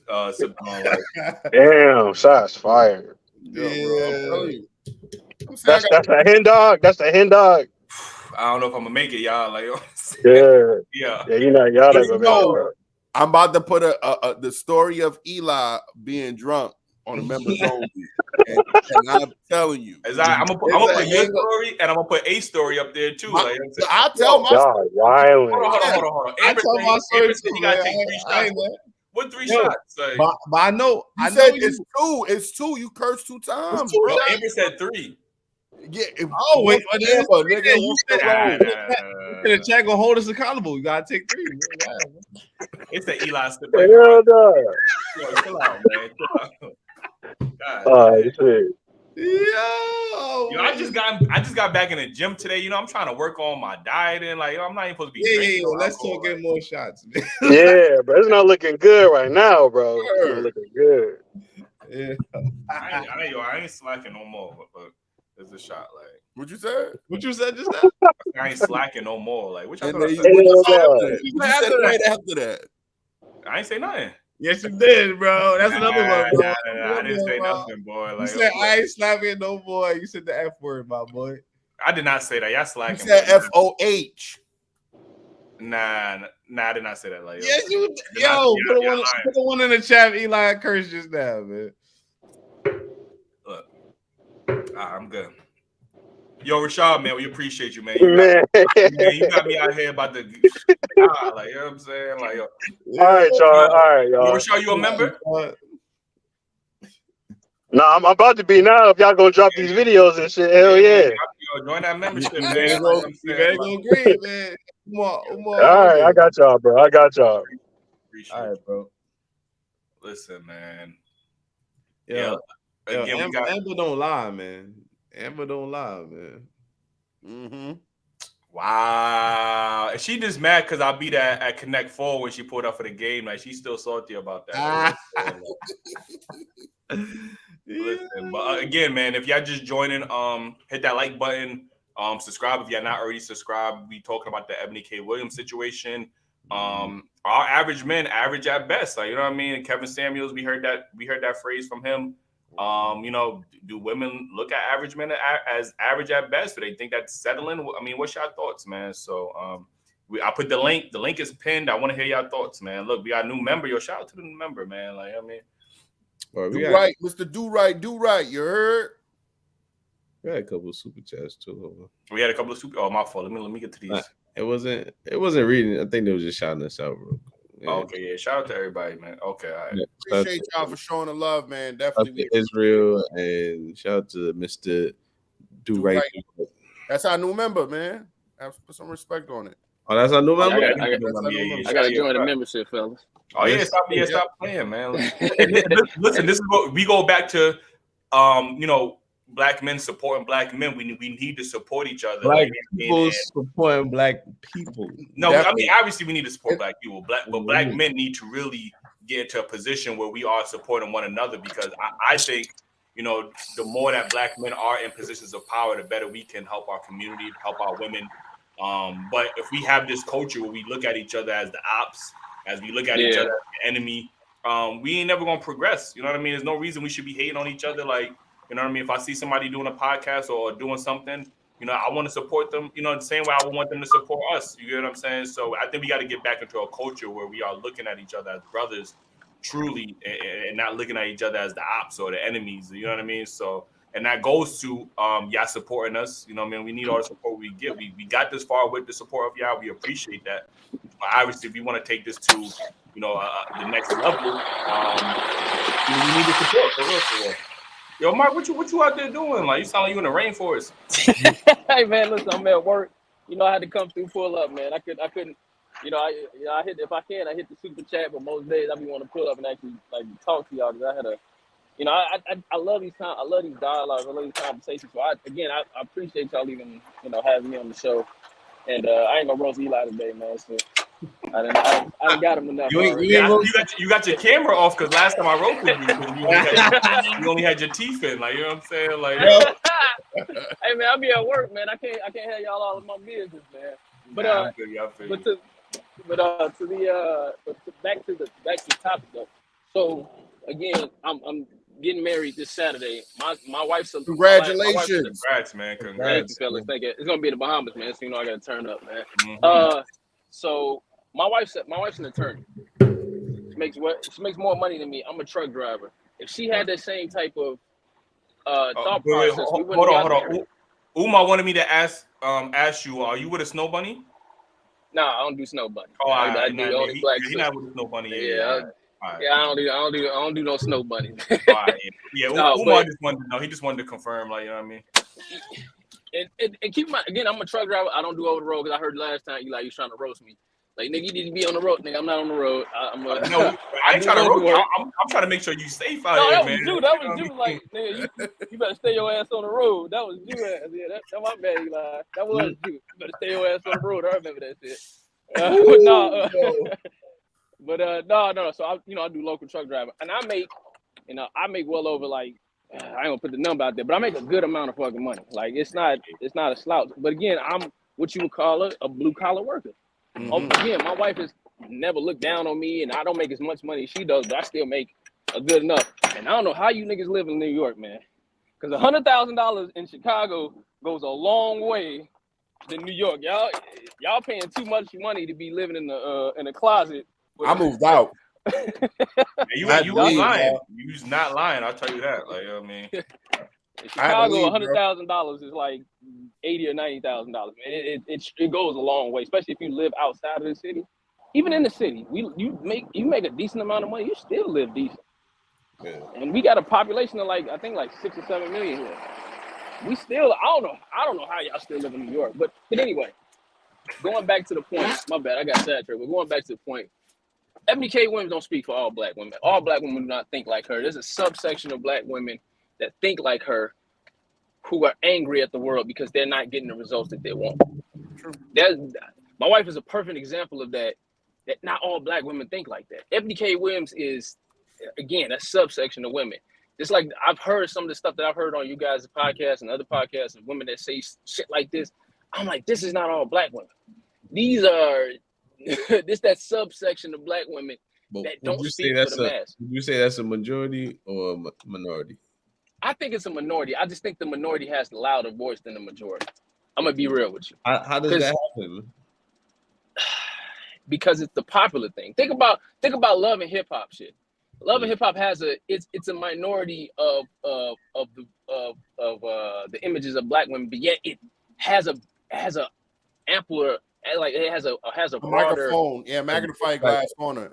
It's louder, but that's not what black women are. And I think we get caught up in the image that we see because we're guilty of that as well too. We see a ratchet ass black girl and we assume that's what black women are. That's not necessarily true. And just like because just like Chris Rock said, there's black men and there's black people and there's niggas, right? The women that they say they're tired of niggas, they're not talking about real black men. They're talking about the niggas that scam and the niggas that sell drugs and niggas that got 67 kids by 11 different women. Like they're not talking about black men. And that's why I say, Mark, you know why I find the flaw in that? I agree with you like a good percent. I ain't gonna hold you, right? I agree with you a lot. The flaw comes in where the women of a higher level of success and have a bigger platform to speak, they're voicing the same thing that these ignorant other women would repeat. You get what I'm saying? So you're not getting enough of classy, successful women voicing this. We're not hearing this from I don't even know who. The bad thing is I don't even know who to name as our ideal woman that's vocal for us now. Like that's also another problem. But Drew, it's where you look at though. Like I follow Erica Lachey. She is very vocal about the bright side of black men. I just think about it from this standpoint, right? Though. Yeah. Think about conscious rap versus gangster rap and drug rap. What conscious rap exists, but why isn't it not bolstered and bragged about more than gangster rap or trap rap or trap music? True. We pay attention to the negative more than we pay attention to the negative more than we pay attention to the positive. I actually love conscious rap. I love lyrical rap more than I do trap. Even though that shit is catchy, the trap shit is catchy. That's what our society is going through right now. Yeah, that's what our community is going through. That is a valid point. That's a valid point. That's what our community is going through right now. I refuse to see the negative. Even though I understand the negative side of black women, I understand. I've lived with it. My mother is probably the classic example of one of the horrible side of black women. And if I had that perception of black women and projected out to everybody else, as I went on through life, I probably wouldn't be dating black women. But I had to make that. I had to learn how to compartmentalize it and say, no, that's not all black women. That's just her. I had to separate the all from the individual. I agree with that 200%.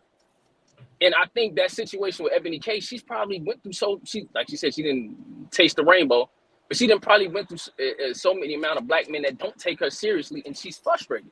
And this is their way to vocalize. It's not even black men. It's men in general. Because she said that she dated men across the spectrum. Like, you get what I'm saying? But she was specifically talking about us though. No, she was talking about.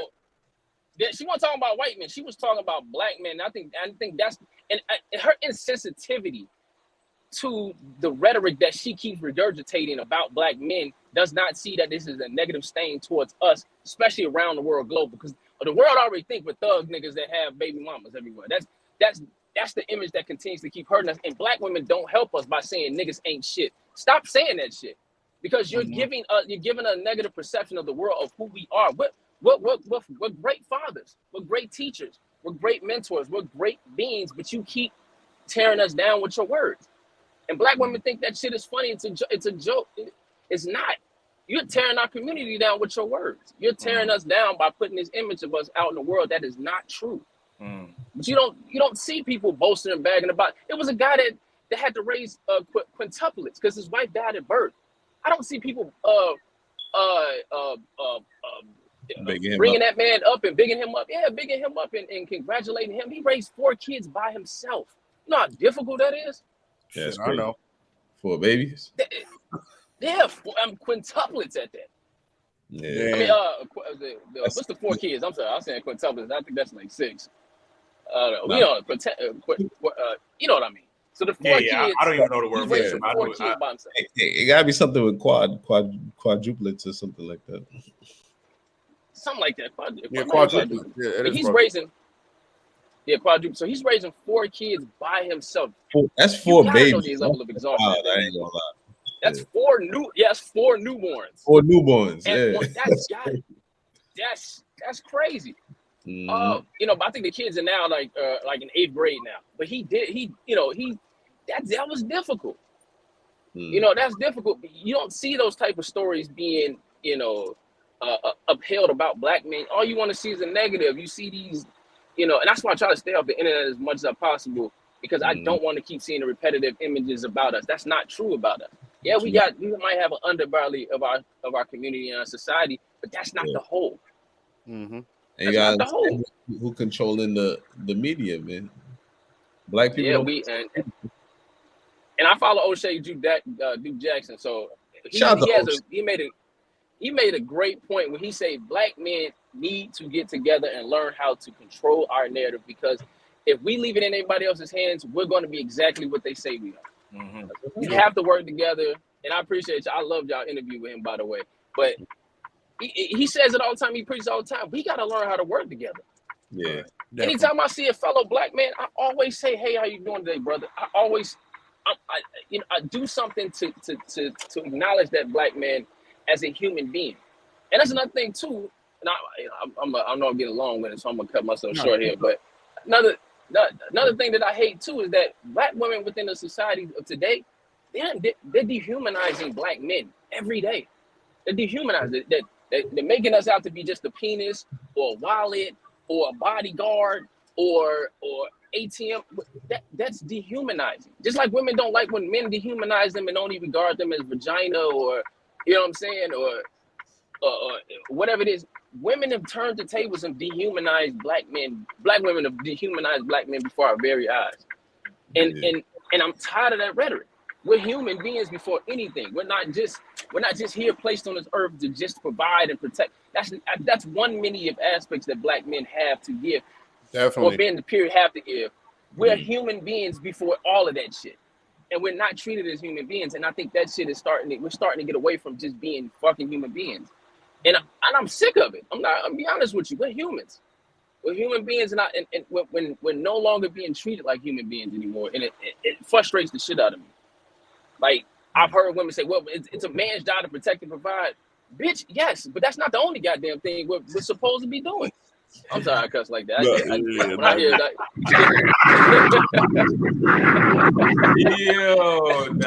I ain't gonna promote you. You got a lot of valid points. You spin right now. You got a lot of valid points in there, man. And I appreciate you, being able to express yourself and because a lot of men do feel the same way, including myself. We do feel the same way. We do feel dehumanized. We do feel like less of a human. We do feel like less of a man. So again, we appreciate you, man. You always been supporting us. You've been showing us love. You know what I mean? No problem, fellas, man. I love the show, man. I did a podcast myself back in the day. So just to see y'all grow and for y'all to have the level of success, I'm gonna keep supporting. I'm gonna keep sending the super chats. When I get the time when I get off today, I love to become a member because I love seeing black men win. Right? I love to see black men win because the way I look at it, right there.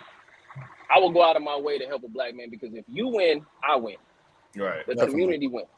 Right. So y'all keep doing y'all thing. I love the show. I love the progression that y'all went from 10K to I don't know how many K y'all at now, but I was there when y'all was at 10K, man. And when y'all had that one girl that kind of looked like what was the dude's name? Robin Harris. It was one girl like Robin Harris I had on like in the beginning. I was like. She was talking about how she was a bad B. I was like, you need to stop that, man. You need to cut that out, Robin Harris. And just be okay with being an average one. What's wrong with being average? What's wrong with being average, G? Hey, Mark, man, we gonna have to put together like you need a stand-up special, man. We gonna have to put up a stand-up special. So we're gonna have to put the money up too. Yo, Juice said would you say for your 35th birthday? You want to do a roast or something like that? I do. I want to do a roast. Yeah, we might have to call you in to have the roast. You know what I mean? Like, damn, Mark, we the same age, man. We the same age too. Nah, I'm not. I'll be 35.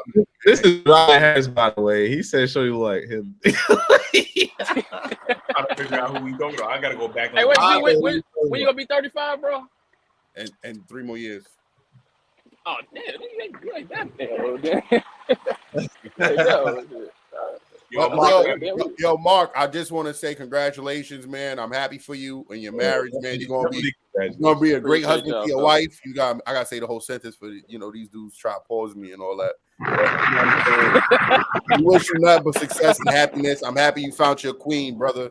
Right. I appreciate it, man. I believe in black love and I believe in black family and marriage, man.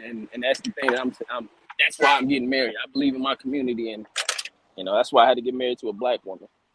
So I appreciate it. I appreciate everything y'all keep doing y'all thing, man. Mark out here, you know what I mean? Yo, Mark out here, you know what I mean? Spitting knowledge out there, man. He's dropping jewels, man. Y'all, I don't know if y'all was paying attention. Y'all wasn't paying attention, man. Like, you know what I'm saying? Yo, Eli, I need that. Yes, sir. This brother spitting. I need that. This who? This what? Oh yeah, we said they ain't a curse anyway. So yes, sir. No, we did say that was a curse. Jew. No, I've been saying that was wow. Drew, that's what we doing. See, I ain't gonna lie. Come on, my boy. Crazy. Y'all always know Drew keep it real. You know I was gonna hit him with the keep it real. Listen, man. Again, I want to. If y'all just joining, make sure you hit that like button. Subscribe if y'all didn't already subscribe. Yo, it take 2 seconds to hit the like button, man. I don't know why y'all be so stingy on the like. Press the like button. Damn. The like button. Like, listen, I'm gonna play this video real quick. We gonna get back and continue to have this conversation. But I do want to play this video one time. He has a 9 to 5, but he barely make $1,000 a week. That's nothing. $1,000 a week is a lot of money. That's $4,000 a month. After taxes is $800. That's not That's broke. not a broke nigga. You say you can't deal with a guy that got a job? Yeah, So no, you know I we can't working. take nobody that got a job either. That's why I said I would. Why I don't not, want though? nobody with a job because if we want to go to Jamaica to see your girl's family, and you can't because you got to not go. that. When it comes, but you can't tell them like, oh, I gotta go to Jamaica tomorrow. True. Like you I don't gotta. have to. No, but when it so comes you could just to, leave your job. I mean, anytime, like you told us we had to push the time back because you didn't get off work till a certain time. Like that already is like a hassle. Okay. No, but that's a red flag. For me, no, Not a red it's flag. not a red flag. But for me personally, because I know when a lot of people say, "Oh, I can't date a man with a job," a lot of people on the internet take it to offense. But me, Destiny, cannot date a man with a job. One, because I'm very spontaneous. I feel like it depends with the 9 to 5. Like if you 9 to 5 at Burger King or something, hell no. But if you 9 to 5 at my favorite JP Morgan or something, hell yeah. Because I know that Friday check about to have multiple. That little bank shit, that's a fraud. I might as well get a fraud. I don't know. You work in the bank too, shit. Technically, like I don't know. So hold on. So if you work at a bank, no, I don't want you. Let's say the that work in the bank sell drugs. Like I'm with it. Would you date a scammer or 9 to 5? A scammer. Ooh. Why a scammer? 9 to 5? No, we don't do that. We don't do that. No. The scammers like to, you know what I'm saying, like to take care of. I ain't never had no scammer now. For real though. I just want somebody like at this point in my life, somebody that want to do nice shit for me. Scammers love nice shit. Add value. Exactly. Scammers love nice shit. That's one thing about it. And I like nice So what if I was a regular 9 to 5? I'm good. What you mean?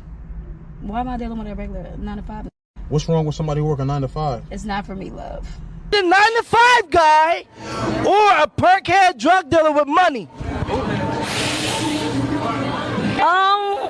Perkhead. A perkhead drug dealer with money.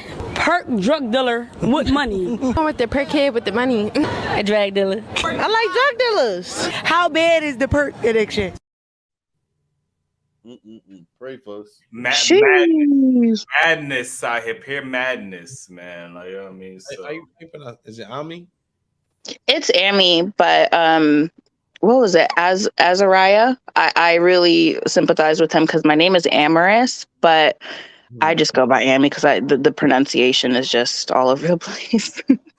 And I'm a person that appreciate that because I'm bad with names, like especially when they got more than 2 syllables in it. I'm like, oh man, like come on. Yeah. You know what I'm saying? Yeah, I've heard Amaras, and I was like, okay, we're gonna stop it right there and just go Amy. So, what's your whole thought on this Eboni K situation and average the blue collar and working man? What's your thoughts on this?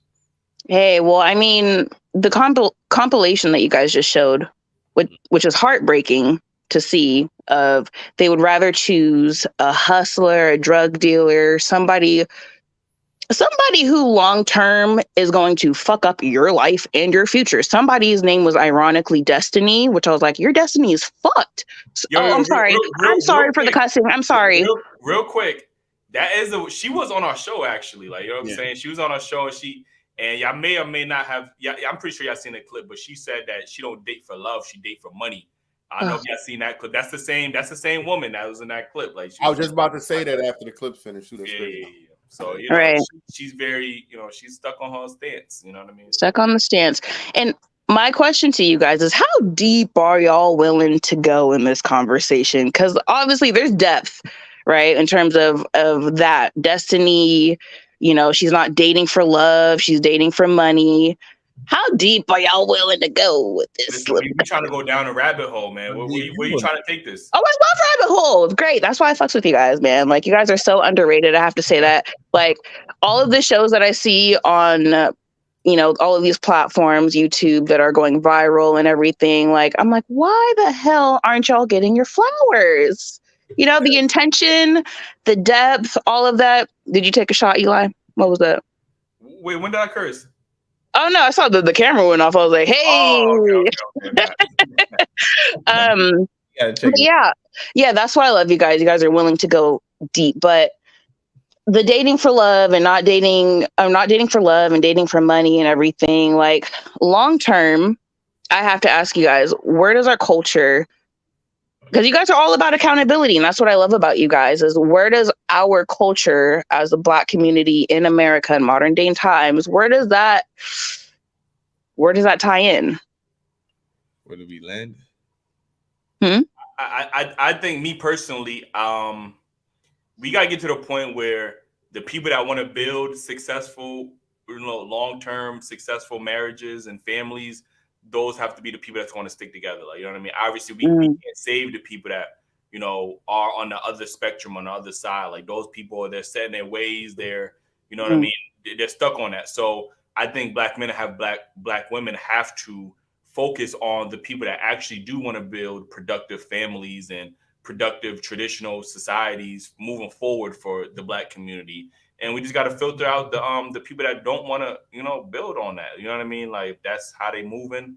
Leave them alone. Like, you know what I'm saying? So yeah, but like when I was listening to Mark talking earlier, and he was, made the comparison between the conscious rappers and then there's the trap, which like to me personally, trap music has a great beat, but I'm not tuning into it because the energy just sucks ass and it's not something I'm going to apply to my life. Right. So it's like, yeah, that's who we should be upholding as the people that want to build and the people that want to, do great things, in the long run. But that's not what we acknowledge at the end of the day. Right. And again, it's heartbreaking. I'm not saying it like talking down upon our community or anything, but it's like, why do we keep continuing this cycle?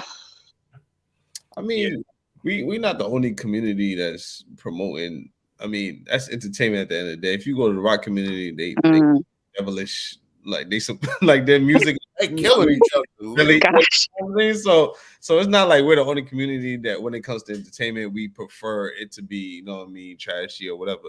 But I just think when it comes to the real world, we need to focus on the things that's gonna help us at the end of the day, like supporting each other, like opening businesses, because like we had the conversation with Dr. Umar. Man, go check out. That's a character right there. Yeah, go check out that interview. But it's like we brought up the topic of being pro-Black, and he said that Black people don't own enough businesses for anybody to be really pro-Black. You know what I mean? Because you can't buy everything that you need to survive from Black people because we don't own stuff. You know what I mean? So I think that's what we need to focus on, because you go in these other communities, they own these businesses. Like these businesses are in our communities and they're thriving. If you look at the corner stores, they're owned by other people and they're thriving. You know what I mean? So that's what we focus on in order to better ourselves at the end of the day. Outside of that, I believe that we have to all play our part. It's getting to the point where, if, women are working, so they don't want to do the, the gender roles, they don't want to follow it. And even a man as like myself, or I'm hearing other men saying, okay, we're willing to do this. Now it's moving to, well, I shouldn't have to cook at all because I'm out here working. Like it's switch. It's the goalposts just keep moving. Yeah. I understand women are tired, men are tired. We got to get to the point where both people are getting what they need in this relationship. That's why we're so scared to marry people, because we're only thinking about, our financial assets being taken and not being loved unconditionally. And I will tune into the Dr. Umar episode again. Like I personally think he is a character. I think he has good intentions for the Black community and everything, but I mean, I definitely wouldn't fit into what he even considers Black, which is, again, there's a lot of heartbreaking aspects to everything that's going on in today's times. But in terms of like the entrepreneurship, right? I think that circles back to, what was her name? Ebony? What was her name? Yeah. It goes back to, okay, yeah, entrepreneurs, that's great. You know, that's something that builds this economic system that can get people out of poverty. It does great things, but not everybody is meant to be an entrepreneur. And I know when I watch you guys' podcasts and everything, I think it was a Jew. Was a Jew? Jew?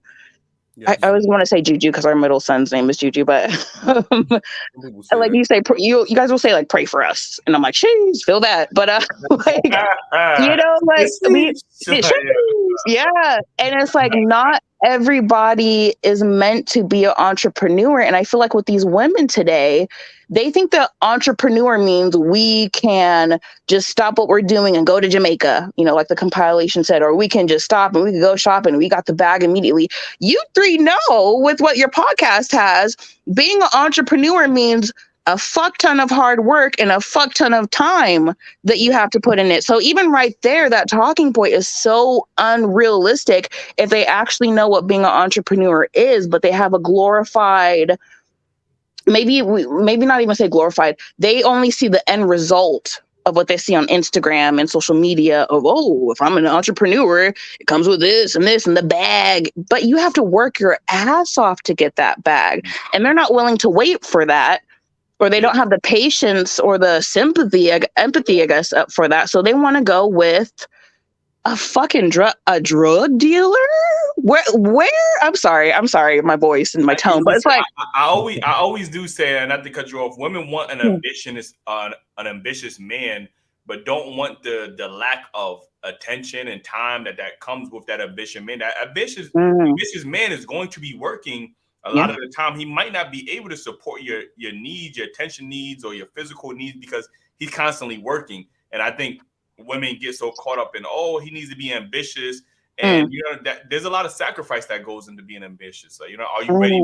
Are you ready for that sacrifice? You know what I mean? Are you capable of that sacrifice? You know what I mean? So it's a lot that goes into that. Yeah, they're invested in the destination, but aren't willing to go on the journey to actually get there. And you know, you guys, that's why I love you guys, because you guys are about accountability and realism and everything, and it's just such an unrealistic approach. Like right now, my husband's on the road. He just got a CDL, and she's sexy as fuck to me. Looks like a man to me, right? Like he's, you know, you're contributing to society. You're, you know, they say you're moving America. He has a work ethic, and I feel like it's so sad when I see Eboni, they're underestimating their positions as an influencer. You know, that might be your standard because you've built your empire, or you built a position up to that point. So maybe that's what you want, but you're talking to a fuck ton of, let's be honest, your demographic is probably Black women who aren't even where you. So they're going to hear what you're saying, and they're going to have the same expectations that aren't realistic. So you're setting them up for failure. Indeed. And I think that's just what a lot of the culture is right now. It's just unrealistic expectations or short-term gratification that's fucking us. And shout out to your man. Like, you know what I'm saying? Like, shout out to him, man. We appreciate what he does, you know what I mean, for society. You know, that's how, that ain't easy. Like, you know what I mean? There's a lot of responsibility that goes into that, and we appreciate him. Like, you know what I mean? So yeah.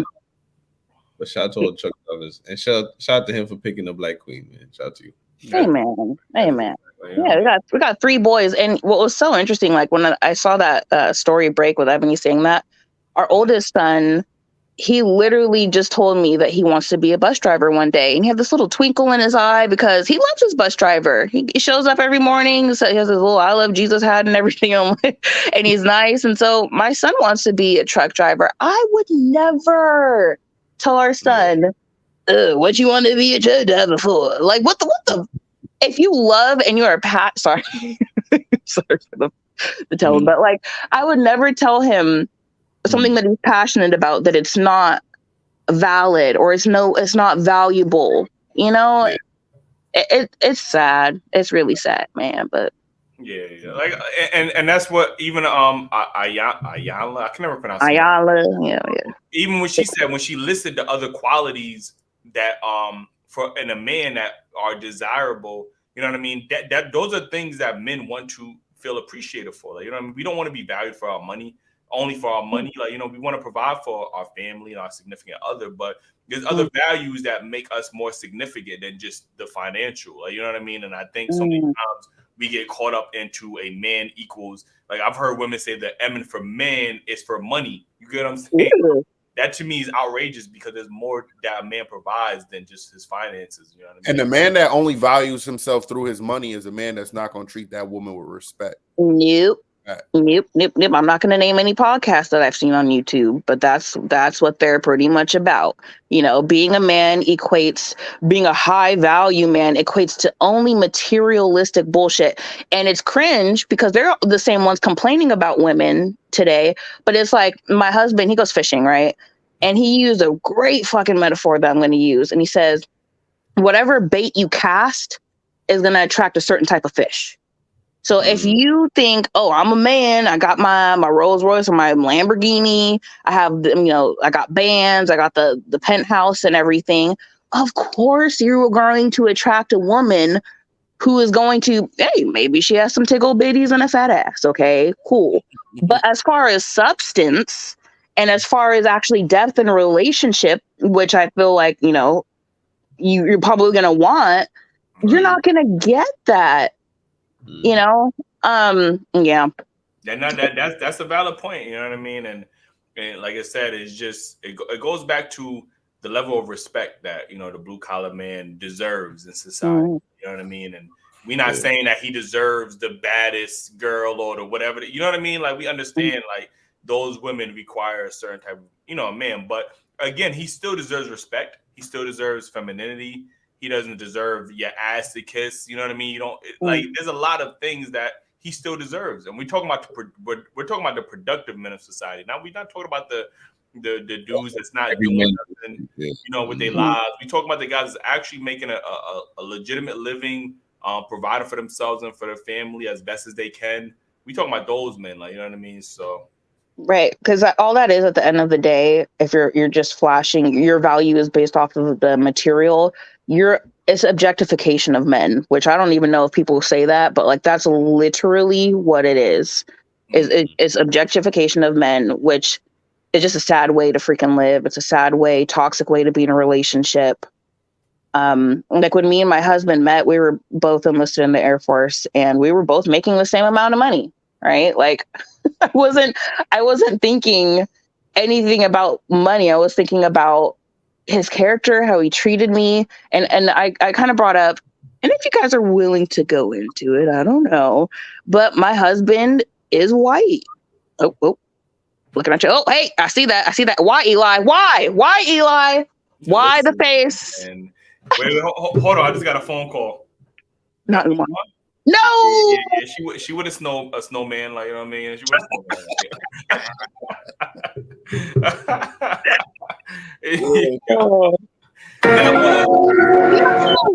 X-Files. God damn. Damn, man. Like, why you gotta do me like that? Why you gotta do me like that? I thought Black King had you, but listen, shout out to love, man. And I'll do a little side note. It correlates to everything. I think it was maybe October, November, December of last year. I commented about hopefully being on the show one day from a married person's perspective. But like, you know, I listen to you guys quite a bit, and I know that always comes up of like Black love. And that's not beautiful. My dad is Black. My mom is Black. I'm very close to my dad, very close to my older brother. But what is the problem? Because there's a lot of problems in society and relationships right now. But what I've always wanted to get your guys' perspective on why that's like an issue to, you know? To date outside your race? Yeah. I don't think they could understand what I go through mentally from a cultural standpoint. You know, it's just a different lifestyle. I mean, especially from my upbringing, it's not something that they can truly adapt to. And then when you're marrying into that family, which you are, no matter what, I do believe that it can be complicated at times. And I'm more comfortable with dealing with somebody that understands what it is and what it means to be Black.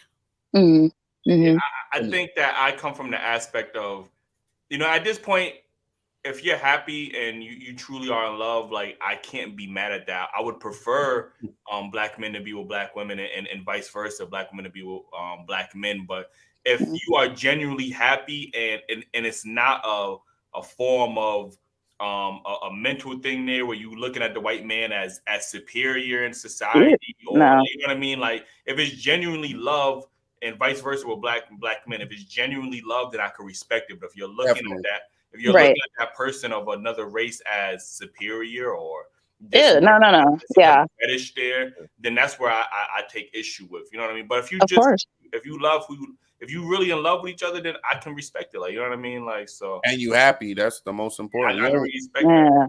Even we're going on. If you did say something you didn't agree with, it doesn't matter because you're happy with you in your relationship. So right. Yeah, dude, that's my bestie. It's my bestie. We're going on 9 years in December. We got 3 boys, and I understand that perspective because since I've been in a relationship, I have seen what you guys are talking about. I'm fully aware, and I've been extremely just as disturbed of you guys as the group of black women that say fuck black men, they ain't shit, and get you or like cringe. I've received this before, where black women will see me with my husband and they'll like give me this look like, you go girl. And I'm like, whoa, chill, bro. Like, it's not even like that. But, and I've heard your guys' talking point about that before, but how I see it is, say you are staying within the black community and like the person lives like right down the street and that's your girl, right? In terms of individualism, you guys are going to have your differences regardless. It doesn't matter if you're the same skin tone, grew up in the same culture. There's always going to be some kind of clash anyways, because you guys are 2 different individuals in the long run. When you're in an interracial relationship, of course, it's a little bit heightened. I think it changes even it's extreme when you have a child with that person because you guys have different beliefs and different upbringings on, whether his parents is, it really matters if that person is going to respect your wishes and you're going to respect their wishes. And you ain't got to get about outside noise. Hey, my mom said this and my dad said this. And then I think it's more complicated to the children. Right. And with all due respect, I think it's kind of a blanket term for me, that perspective, because, my husband, he grew up in a small town in Nebraska in a trailer park and hung out with Native Americans on the res. Right. And I grew up in a suburban neighborhood in Sacramento. So like his perspective and my perspective, it's not that he even came from a privileged space. Right. Like, and even my perspective, we're both kind of like, when I say weirdos, I don't mean like we're not doing like Django foreplay or like 12 Years a Slave foreplay, right? Like there's nothing weird going on or anything, but we have an understanding, and where we found mutual ground is because we both, even though I grew up in a suburb, I still experienced some really fucked up stuff. Because I grew up in a single mother household, luckily. And I told my dad till this day, he saved my life for really, really pushing to be in my life. And I would not be where I am today without that. But my husband, his dad died from brain cancer when he was 3. So he also grew up from a single mother household. And, that's where we find our common ground. And it's not to sound cliche, but it's always way freaking deeper than skin deep. Like, I understand if I was in a relationship with a Pokemon, like, or like a freaking, like a hot. No, but I'm saying from a human perspective, and I know it might sound kumbaya or hippie or whatever, but really it's a human being at the end of the day. And like white people, they don't always come from a place of privilege, especially now, hell, even in this damn economy, but like it's never been the case. So it's like for 2 people to come together, find common ground, still be individuals and have their differences and still make it work. I don't see it as any different than a black on black couple or white on white couple. It's just 2 fucking humans, Yeah, like I said, I'm always in the energy of love who you love, man. That's if you watch the show, that's me. These right. The Aces on that time. And I think that's different for Aces because he comes from a Caribbean background where they don't they judge you more on your spirit rather than your skin. It's different for like Black Americans like me and Eli. Where we're wrapped in our history, so it's kind of a different perspective at times. Yeah, But like, as long as you are happy and you know, your relationship is successful, I can't be mad at that. You know what I mean? As long as you ain't in the process of bashing black men or vice versa, black men bashing black women. Definitely, you know what I mean? Like, so I could respect that. You know what I mean? So never. Yeah, I'd never. Like, my dad and my brother are the world to me. The world to me, you know, and just so happens that the person I was with, and that's the other thing too. Like, again, I'm not trying to take up anyone else's time or anything, but like, in terms of like culture, right? Like, I know they make jokes about like, who is Sierra with, the football player? Russell Wilson, yeah. Yeah, Russell Brand or like Jordan Peele or Donald Glover, right? They're in interracial relationships and like people are upset. But I relate to that because it's like nobody was in the black community was checking for me, like the way I talk, the music I listen to. So it's really a culture thing. It's not that we're abandoning our race. There's a certain standard that's not considered black as it is, to where you're kind of like shunned off. Again, there's no resentment. There's not, you know, it's just where we are, right? But it's like that's who was always approaching me was just typically white dudes because I don't fit black.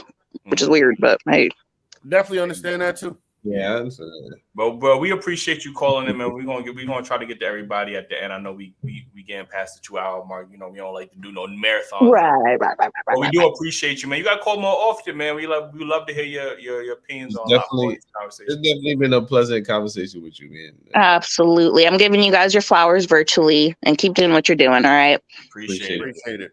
All right. That's a topic we might have to touch on, man. Relationships? No, that too, but not just that. The fact that, you know, people are not the ones that people are looking at, like she said. Well, we touched on that, but just on the other end when we was talking about like Donald Glover and all like the people she mentioned, like oh no, yeah, and Eli also mentioned like how he talks sometimes is perceived as like a white man, supposed to. Yo, April thought he was white at first. I ain't gonna lie to you. She did? Yeah, she thought you was white. Yeah, that's crazy. Like I'm saying. Yeah. Listen, I know we at the 2-hour mark.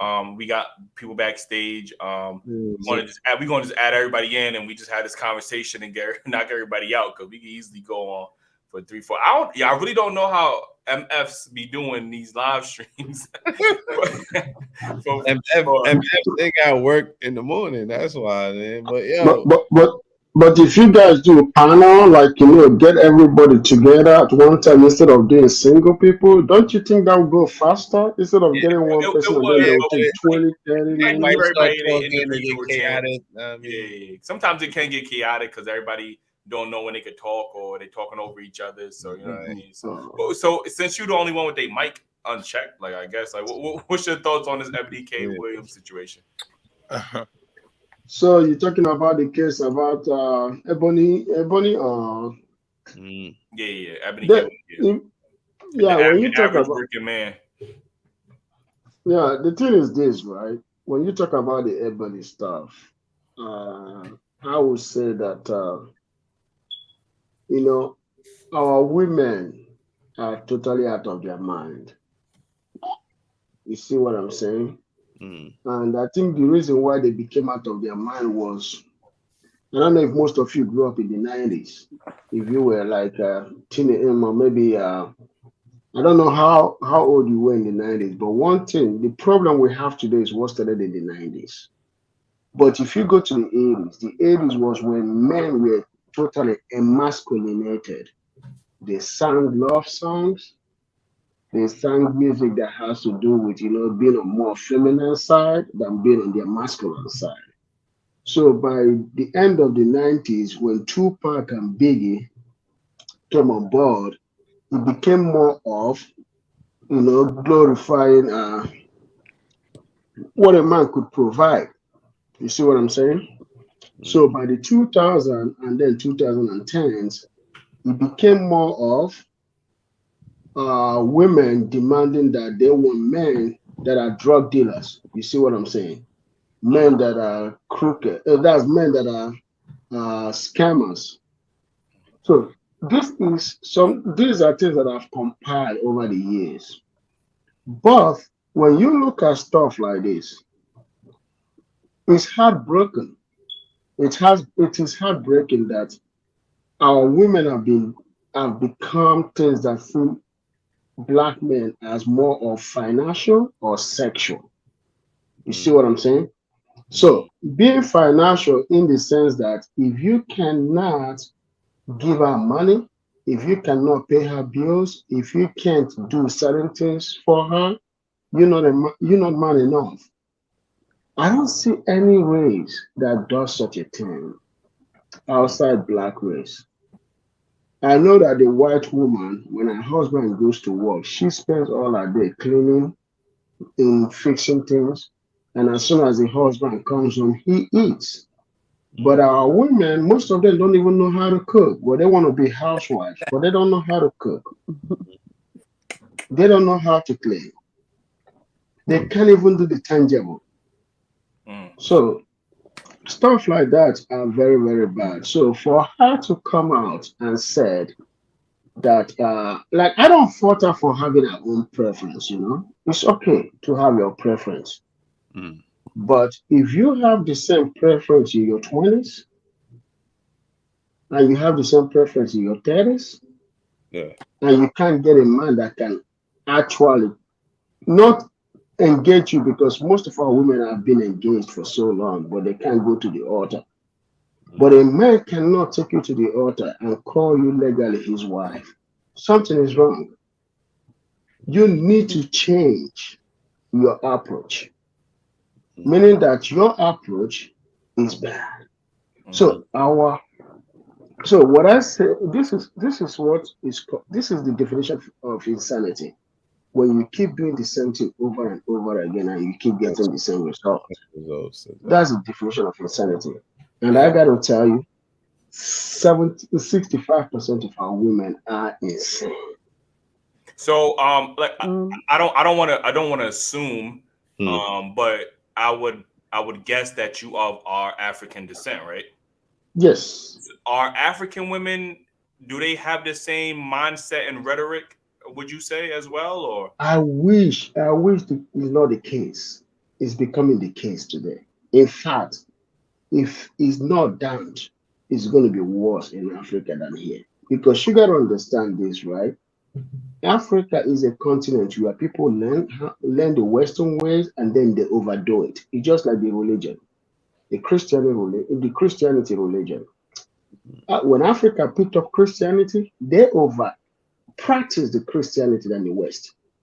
So you got to see this way. Whenever you learn a character, you overdo the person you learn the character from. So that's the problem with Africa. So African women are becoming feminist, but their feminism is even worse than the West. So these are things that we're trying to stop. Yeah.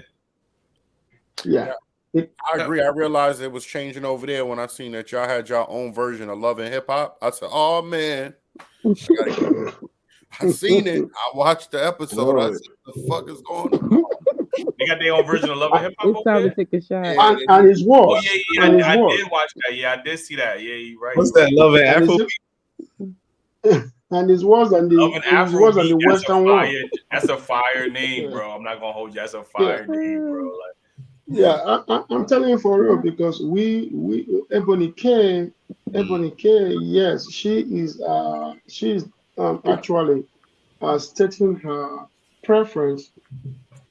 But when you talk, this is what people don't. This is what our women don't understand. Let me put it this way: your cutoff mark for preference is 26 years. But you guys don't. A lot of people don't know that. A cutoff mark for a woman to demand the kind of man she wants is 26 years.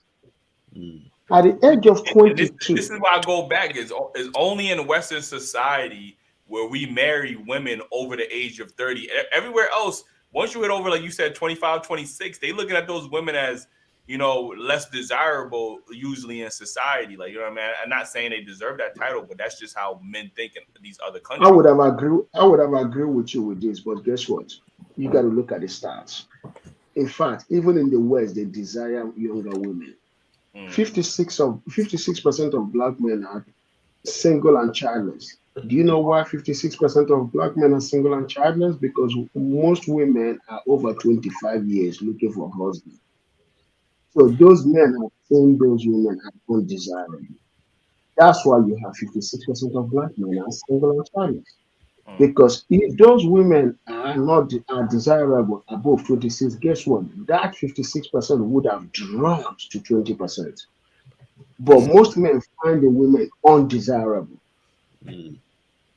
Are That is we going off of looks?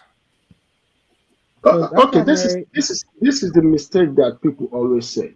I've had this over the internet for many months. They always say that black men go off of looks. That's a lie. It's not true. Most black men go off of looks to date a woman, but not to marry her. Most black men marry women that are average, but they date women that are beautiful. Okay. And most black men don't marry women that have money. They marry women that are below average financially, average in beauty, but domestic in attitude. That's what most black men go for.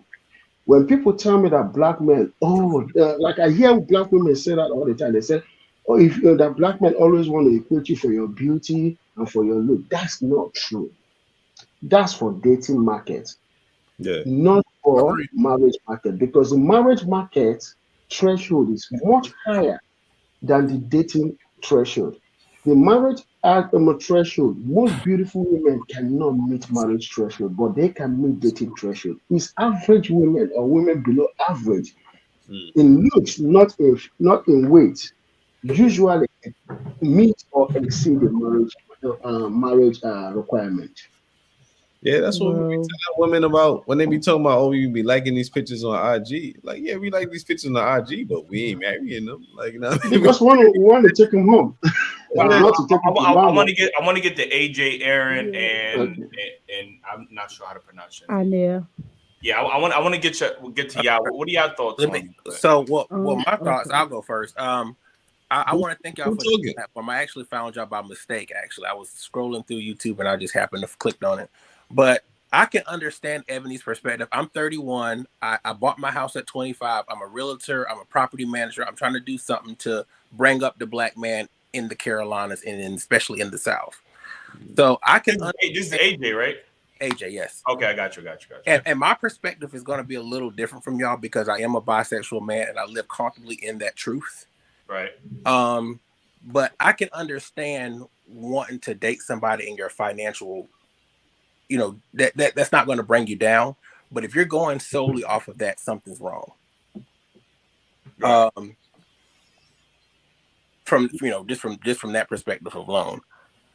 Did you see her the actual interview or even the clips? I just saw the clips of it, and I just So based off her demeanor and the way she was even reacting to the question, like, would you say that she was just basing it off of the finances situation that you're referring to, or did you think she had? Because I didn't see the whole interview. When I saw it, I didn't necessarily think that she was that she referred to the black man. I probably missed something of it. Mm-hmm. I just thought she was just talking about men in general. No, she's talking about black men.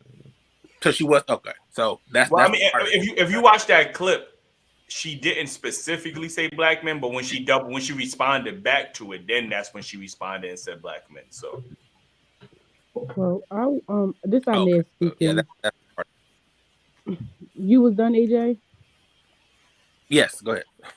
Okay. I want to say it's okay to have some kind of requirements of the type of guy you want, but at the end of the day, a lot of females need to be very realistic with what they're wanting. Like I got married at the age of 18, and like I had a child. Well, I have a daughter, and my husband is in the army, so. But I didn't date him solely off of his income or things of that nature, because there's a lot of things about a man that other than just what he can provide for you. Because if you only solely looking for that, is you're not going to find like the qualities that you're really wanting in a man. It just based off of finances. That's just like not being realistic. Because if a man can make money, but that don't mean a man can protect you, nor can he can protect you physically, mentally, emotionally, and other things in that aspect. So I feel like it's okay to want a man that is has a mindset that is a go getter, or um like that make money, but that don't have to be the money that he makes shouldn't just solely make you want him as your partner or as a person that you should marry. Like I don't feel like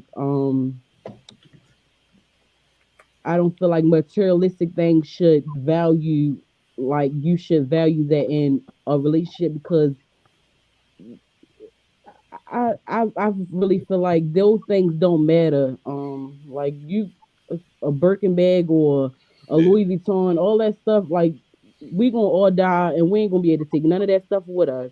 There's a lot of things that you can put on this earth for your family and things like that to be able to have generational wealth with this money that you're solely trying to buy or trying to look good for Instagram or anything and that nature that you can leave for your kids, because we are going to have to go one day, and you ain't leaving your kid a Birkin bag or some Louis Vuitton shoes is not going to be beneficial for them. Right. So I feel like at the end of the day, and when these females are talking about being with drug dealers or what they were saying, like scammers, like these same men that y'all talking about y'all want to be with can be the same person that can be the death of you. I didn't seen a lot of things of men being in the streets end up having a girlfriend that they was with dead.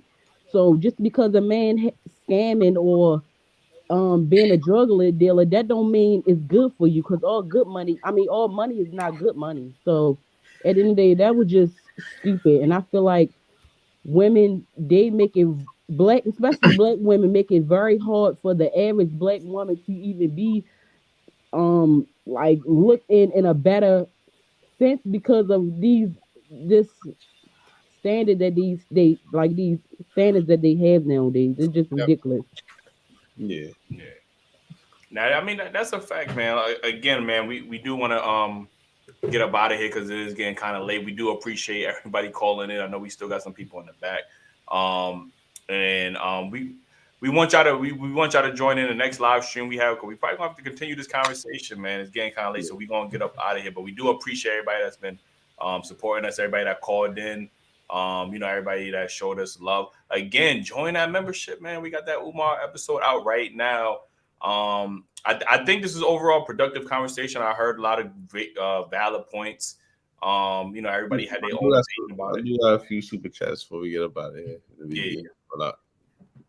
Andre and Andrea, and I mean, shout out to Andre. Sorry, one of our favorites. He said, "Don't marry in the States. Stack your money, get your password, and bounce. The laws, courts, and women are stacked against." Hey, Andre, man, you got me in trouble last live stream. Man, I had women hit me up like, "Oh, so you believe in what Andre saying? Like, so you ain't no good American women? Like, you know what I'm saying? Like, yo, you get me in trouble out here, man. Like, you want to shout out anybody out? No. Oh God.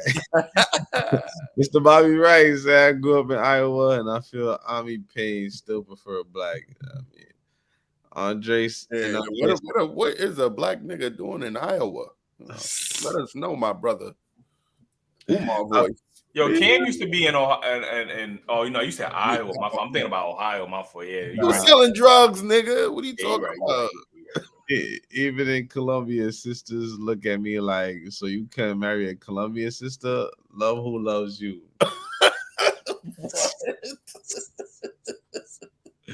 That's crazy. I think that's the last one. Yo, this man Andre, wow, man. I need to be Andre in real life. Yeah, but he the second person that hit promoting Colombia. I ain't gonna lie, man. Listen, man, Colombia, man. Shout out to Colombia, man. Yo, shout out Michael with that super stick. Listen, man. Like I said, man, continue the conversations in the comments, man. Share this out to people. share this out to somebody that I think would enjoy the conversation. Like on the way out, make sure you hit that like button if you didn't hit the like button. Subscribe if you're not already subscribed. Join, get the merch too. Dailyrapupcrew.com. I know Ace got the shirt on right now. Like, you know what I mean, get the merch, man, and join the membership, man. Like, we need y'all. First of all, what you was just doing just now?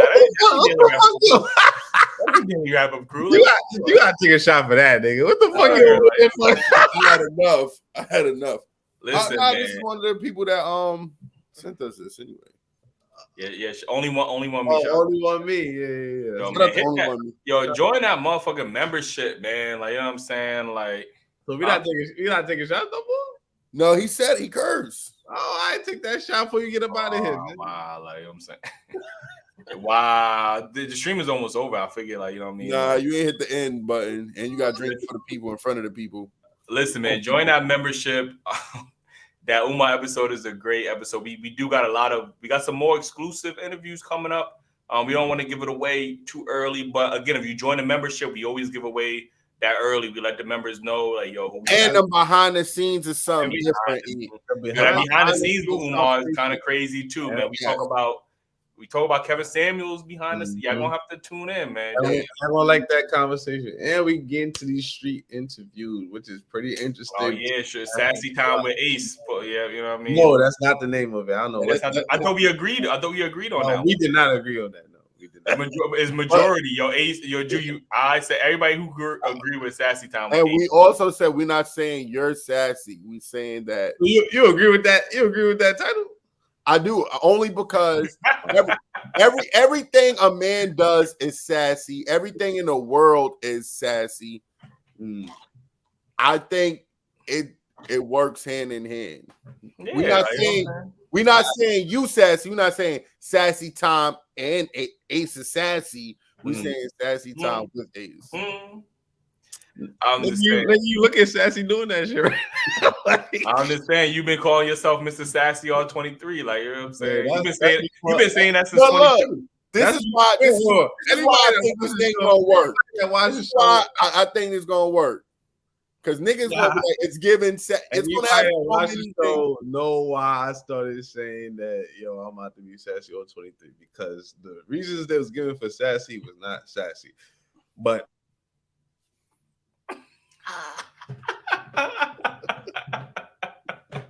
nobody care about the truth when the lies more entertaining. Like, niggas sassy. Like, that's it. Like, you know what I'm saying? Like, yo. Fuck out of Anyway. Yo, don't be my mic. Yo, y'all immature, bro. Yo. We got, I got kids. We got work tomorrow. Come on, bro. We out of here, bro. Yo, shout out to everybody that tuned in. Shout out to the get that membership. Shout out to the new members, man. Shout out to everybody. Shout out to the episode drop. We still dropping a regular episode this Friday too. So shout out to everybody that just became a member. I like to see agree. You heard? Appreciate you.